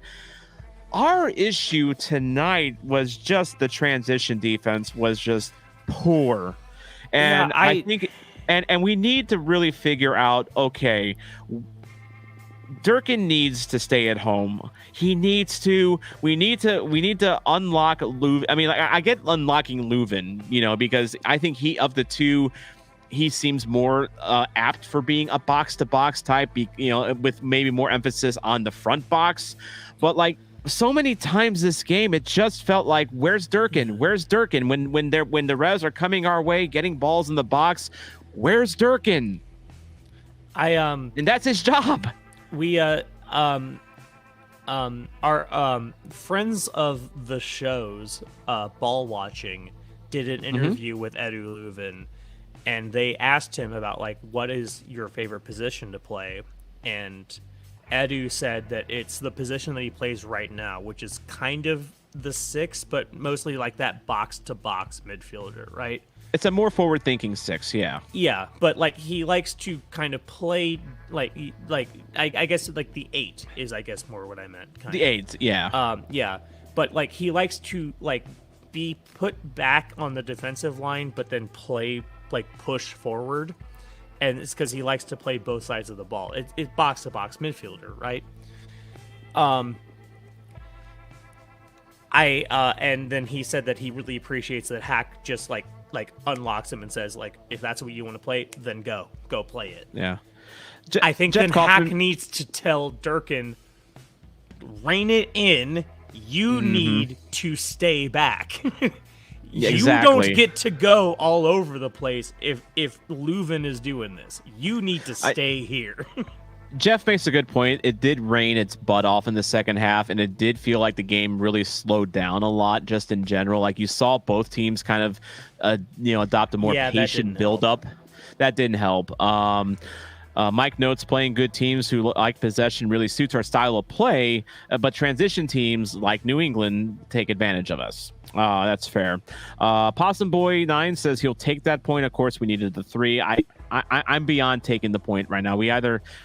Until we know we're doomed. Too late to take a point. Yeah. Yeah, we're past that, I think. Brian pointing out that the Berkey error cost us 2. I feel I don't want to pin it all on Berkey. It feels mean, but it kind of was, wasn't it? That is just, look, man, like, because like when, like, before Dortmund fans all hated like every single person that lived in St. Louis and wished that they could like gas us to death. Oh God! When we signed Berkey, the people from Dortmund were like, "Oh, you are getting a club legend. We love this guy. He's one of the best keepers we've ever had. You should know he has some howlers in him." And we were like, "All right, yeah, sounds good." And then we never really saw a howler from. We just saw it. We just saw the Berkey. We just howler. saw it. Yeah. Well, we saw a couple of howlers in Portland as well from him, and well, at least one for sure. So yeah, I guess we're seeing the. I don't even think that in Portland those were howlers. That it made him look mortal, because like that's kind of, I think the other thing is that Berkey in MLS looks like a superhero. I talked to you about this, like judging Ben Lunt against Roman Berkey, is that Ben Lunt looks like a really good goalkeeper up against a superhero. And then, like, in Portland, Berkey looked like a guy. Like, he looked like a good goalkeeper rather than a superhero. This was a howler. That was a Berkey howler. Yeah, and good discussion here. Mike pointing out that goal is strange. He'll study it. It looked like hell was destined to go wide, but it rolled weird and stayed straighter. I need to watch that a little bit more as well. But then Kane follows it up, not to defend, but sometimes as a goalie, there's shots that even weak like that, you just know you're not going to get. And I will say this in defense of Berkey on that goal, it looked like that he was going one way and then the ball kind of went the other. So like it would have been hard for Berkey to even make a stab at it with his way his momentum was it going. would have broken his ankle. Yeah. Yeah, and they're playing on turf, and we have enough players with leg injuries lately. So yeah, and also like we also know that like Berkey hates to play in Seattle. I don't think that he likes playing on turf. I'm surprised that we even managed to get him play this game or in Portland. But Jeremy also with a good point here. It's the effort. Parallel to that, the Cardinals fans booing a guy for not running out of grounder to the first. We'd have less of an issue if he at least tried. I think that's a good point. If Berkey did make a stab at it, I think the issue, the main issue is just he stood there and it just looked bad. If he made a dive at it and he missed it, does it look as bad? I don't think. I think he's got a point there. It looks better on optics. I think that that clues into another thing, which is that the best fans in baseball are really fucking stupid and they don't know what they're talking about. Yes. Preach. But a couple of other good points here. Man of the match for Jeremy tonight is referee Tim Ford for not giving the penalty kick to New England on the handball. So I thought that definitely was a handball. But then we kind of go into, like, Jeff goes into, like, if could maybe, Berkey doesn't misplay that, if Kessler doesn't trip, if Thor shoots instead of laying it off. I'm triggered by that. I'm so angry at Thor for that. I have not, as Bucket Hat says, I don't know which player you want to be Bucket Hat for, but Bucket Hat, it looks better, but diving on the turf hurts like a bitch. And that is true. And I feel like Berkey really, really hates playing on turf. I think that he is like he's kind of old, and he's like, man, yeah. I don't want to do it anymore. It's gonna tear me up even worse than I'm already torn up. And Kane actually also pointed out the ref made a couple completed passes as well. So yeah, there was that. Good game for the ref. I haven't seen that many drop balls in a game. What's the ref's XG tonight? That's what I want to know. BFIB by Ryan saying that they're all passion merchants that don't actually know baseball. That's been the case with them for a while, honestly. 1 mega ohm. That was definitely not a handball. It hit his shoulder. What were you watching? When has that ever mattered? Well, true, but it definitely on the replay it looked like it hit hand. Like he was like thrusting his hand out and it kind of hit it. Well, I guess like again. That because like that call, the call that like the Hebert one. Mm-hmm. I think that's what I think. Because it was like behind his back, and so it was like he was trying to like get it, and like it hit him like in the back. And that's the one that that's the one where Twelman said it was like a natural motion. Like to me, it looked like it was Hebert kind of like he was like swinging his body forward, and it kind of like he did kind of one of these. Again, I'll look at the replay later. Maybe I don't actually remember that. I guess the most important thing to remember about the hand rule is the handball rule is one. In MLS, the natural position rule is actually not in place. That is exclusively an EPL thing. That is only a Prem rule. UEFA and FIFA, or I should say, not necessarily you, but FIFA does not have that natural position rule. It is, if it hits your arm above the shoulder, it is a handball. Yeah. What FIFA defines as the shoulder is up to anybody to figure out. Well, as Kane says, the rule is however the ref is feeling that day. Yeah, exactly. Because there's the MLS rule is the FIFA rule, which is if it hits your arm, it's a handball, as long as it's below the shoulder. And so, like, sometimes you might get a guy that like hits you like it hits the ball like here, and they'll call that a handball. Sometimes you can get a guy that it hits you out here, and it's like, no, that hit his shoulder, and then you fucking throw your arms up and you start shouting and you throw a brick through your TV, and I don't know, like bricks through your TV. Yeah. But like also like, I mean, like the Prem's idea of natural position, or I guess it's not necessarily the Prem's, because I think that used to be the FIFA position, then they walked it back, but it is still kind of the Prem's position. Natural position has not really helped that much, to be quite honest. Yeah. It might help a little bit.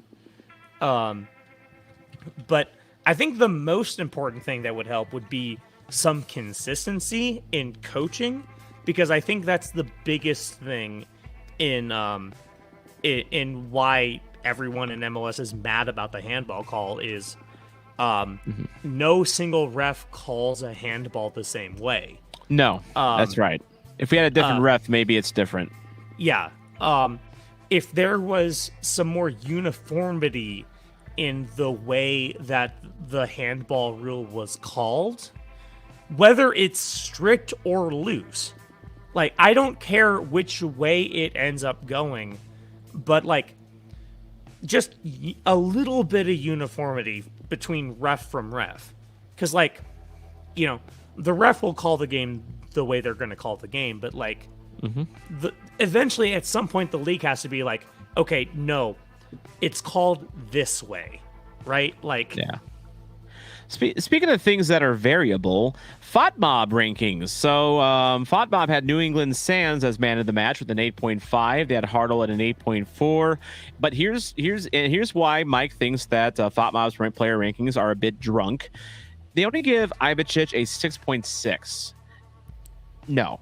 I think Ibicic is a very deserving shout for man of the match. I think Hartle has a case. I think Betcher has a case. But Ibicic, a 6.6, get out of here. That's whack. Buckethead making a good point here, though. I hope we see more of Klaus and Betcher up top, as they look pretty decent together.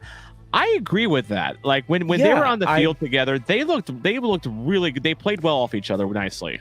I wanted to talk to you about that, because I know that we talked about it, I think, on RCR. Where I floated the idea that Betcher could become Klaus's new Gioacchini. And you said that, like, well, Betcher likes to play alone. He always played alone at SLU, and he's always been the lone striker. Have you changed your mind after seeing this? Well, few things. Number one, sometimes you don't know what you have until you try it out, and I think tonight we saw that it worked.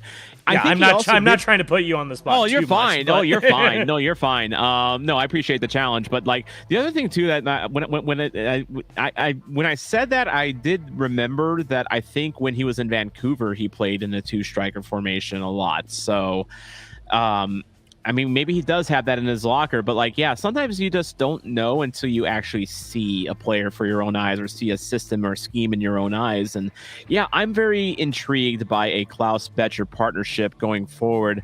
The only issue I would have with it, at least on a regular basis, is that those are your two strikers right now. So we don't have an Indirain, to be that change of pace guy anymore. Yeah, you don't have a third. Yeah, like the best thing you have as a third is Thor and.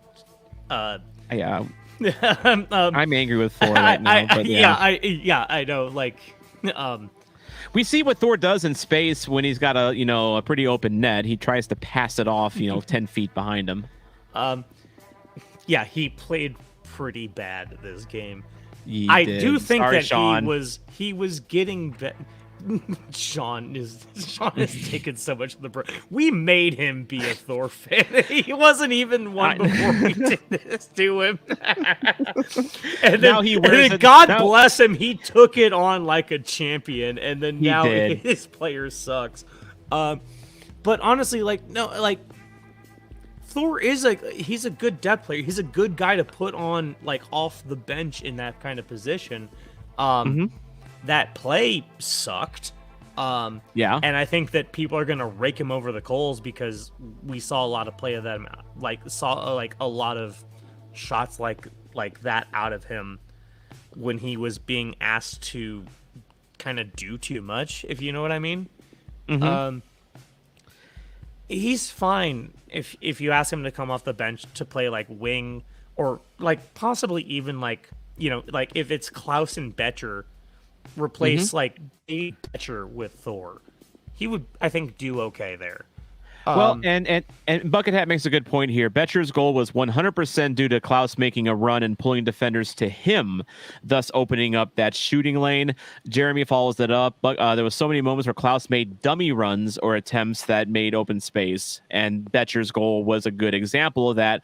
And I think this is where we can actually see Klaus, I think, really blossom in this current system right now, because we now have so many guys that can finish. Teutschert, Hartl, Betcher, Thor occasionally. I mean, yeah, Klaus can truly be that decoy striker. He can do, we get like, because I think that was the issue with him in the first half of the season, is that, yeah, he can do all those things, but no one besides him can put the ball in the back of the net. Well, I guess discarding Thor because he's a toy that we don't want to play with anymore. So Betcher doesn't really quite have that ability to pull defenders on runs, right? He's more a hold-up guy. Yeah. But Klaus obviously had it. He's done it several. We've seen him do it to open up goals or open up opportunities for goals. We talked about it extensively on that Hartl goal last week. Even though Hartl didn't use it, he just one-timed it. So if Klaus can make, like, if Klaus and Betcher are like the 1-2 striker pairing, and Klaus can pull all of those defenders away from Betcher and widen up that lane, and then make Betcher wide open for Hartl to feed him, oh my goodness. And Mike makes a good point. And if Betcher can learn to make those runs to pull defenders for Klaus, then we're really in business. That'd be great, but you know what? On the the inverse of that works, because as Mike points out, Betcher does seem to have a feel for when to play behind Klaus and when to push ahead and let Klaus distribute. Like they had chemistry tonight. They actually legit had chemistry. And Mike makes an interesting comparison. Gauld and White have that thing working at Vancouver, which, by the way, Gauld and White are one reason why Simon Betcher is no longer in Vancouver, because once Betcher cooled off, it's not because he was bad. It's because he was going up against Gauld and White. Yeah, and once that partnership became elite, it was like now it's like Betcher's on the outside looking in. So can we make a partnership of Klaus and Betcher in St. Louis? Good. Wouldn't it be beautiful to make a partnership of a Betcher in St. Louis? Yeah, and then all we need to do is just sign Josh Sargent, and then we got a nice 3-headed Hydra there. I don't want to pay $43 million. I was gonna say, anyone got $43 million lying around? Like I think we'll definitely have to sell the naming rights to the stadium if we do that at that point. So let's see other comments here. One Mega Ohm defending Thor, saying that his pass was brutal, but he's still underrated. Look, there's things that Thor does that are good. I think he has his moments. He definitely has his moments. I think as a depth winger, he's fine. I think that Thor catches too much flack. He's been kind of shoved too far forward, and he's taking too much of the brunt of it. It's not his fault. He's supposed to be kind of a depth guy. Yeah, that's quite possible. Yeah, he's a really good depth guy. He's just, all the fans hate him because, he's not Klaus, basically. Yeah, I kind of like the talking about Betcher and Klaus playing together. See ya, Buckethead. Have a good night, by the way. I think we're going to wind down here as well. It's weird to be actually done with a watch along at 9 o'clock. Yeah, I know. It's only 9. I feel like I should be preparing to do a watch along, because we've been at so many late nights lately. It's why I was late to the pre-show. Caught me off guard. Yeah, by the way, Chicago Fire 97 losing to DC at SeatGeek in the 66th minute. So if you need something to watch after this, there is an option for you. So anyway, I think that's going to do it for me. I think we'll talk more on the River City Ramble. We'll probably record Monday at this point, you think? Sunday. Because I'm going to be at the Bronze Boot all day tomorrow. So. No, okay, that makes that easy. I think then Monday they. Yeah, and Monday I'll probably might have work it out on Wednesday because I've been very lazy lately. Unless we want to just go Mike, you, and Sean, then we can have That would be fine. By the way, if you are going to the Bronze Boot game, anyone going to the Bronze Boot game, drop a comment in the chat. I will have stickers. I got a batch in from Olive and York. I know a lot of people, when I posted them on Twitter, they're like, I want one. Well, you have two options. You can buy them off of Olive and York for $3, or just find me at a game, and I will, if I have any left over, I will give you a sticker for the price of nothing. So can you set like 3 of those aside for me? Tell you what, now that it's before I forget, yes, I can do that. Let me go ahead and take those out. There we go. And then, by the way, in case you are wondering, the Soccer Zombie stickers look great on bougie mugs. There you go. There it is right there. By the way, in case you're wondering why I have a Louisville City sticker on my Yeti mug, no, I have not betrayed St. Louis FC, rather. I wanted to commemorate the Frankfurt match, which you can see the Frankfurt sticker right under. So, well, and also commemorate the King's Cup, right? Yes, long live the King's Cup. The King's Cup is dead. Long lives the King's Cup. Absolutely. I've got enough St. Louis stuff on that thing to counterbalance the Louisville City. I know you got to get out of here. I don't want to start getting into a fight. No, you're good. You're good. All right. I was about to start being like, well, the reason why we have the U.S. Open Cup is because then it means that St. Louis City can play Louisville City. Well, the other reason I have a Louisville City sticker on that is because, like, when I was in the team shop and I bought something from the team shop, they threw in like 6 stickers, so it's like, well, I gotta use them, so may as well. But yeah, so thanks a lot for joining the watch along. I wish the game was a little more entertaining. It had its moments, but as many of you have said, including Mason, it was a battle of mid, and it ends in a very mid 2-2 fashion. Win outs, or we're playing for pride at this point. So It was good to see you all in chat. Thank you all for hanging out with us. Absolutely. And like I said, I'm working on a Discord for the supporters section. If you are not a part of the supporters section, you don't know what the heck it is I am talking about, by the way, it's this thing right here where for just 99 cents a month, you help this channel out. You will get access to the Discord once it is ready to go. I'm just going to leave that for the supporters right now. And it's just a, little, throwing a couple coins in the bucket. A lot of 18 people have done it so far. I can buy so much Starbucks with it now. It's fantastic. But yeah, if you want to support this channel and the live stream, I appreciate your support. I really do. But in the meantime, I'm Tom Franklin. That's producer Mason. You'll hear us next on the River City Ramble. Maybe me, depending on my schedule, later on this week, probably on Wednesday. Take care, guys. See y'all later.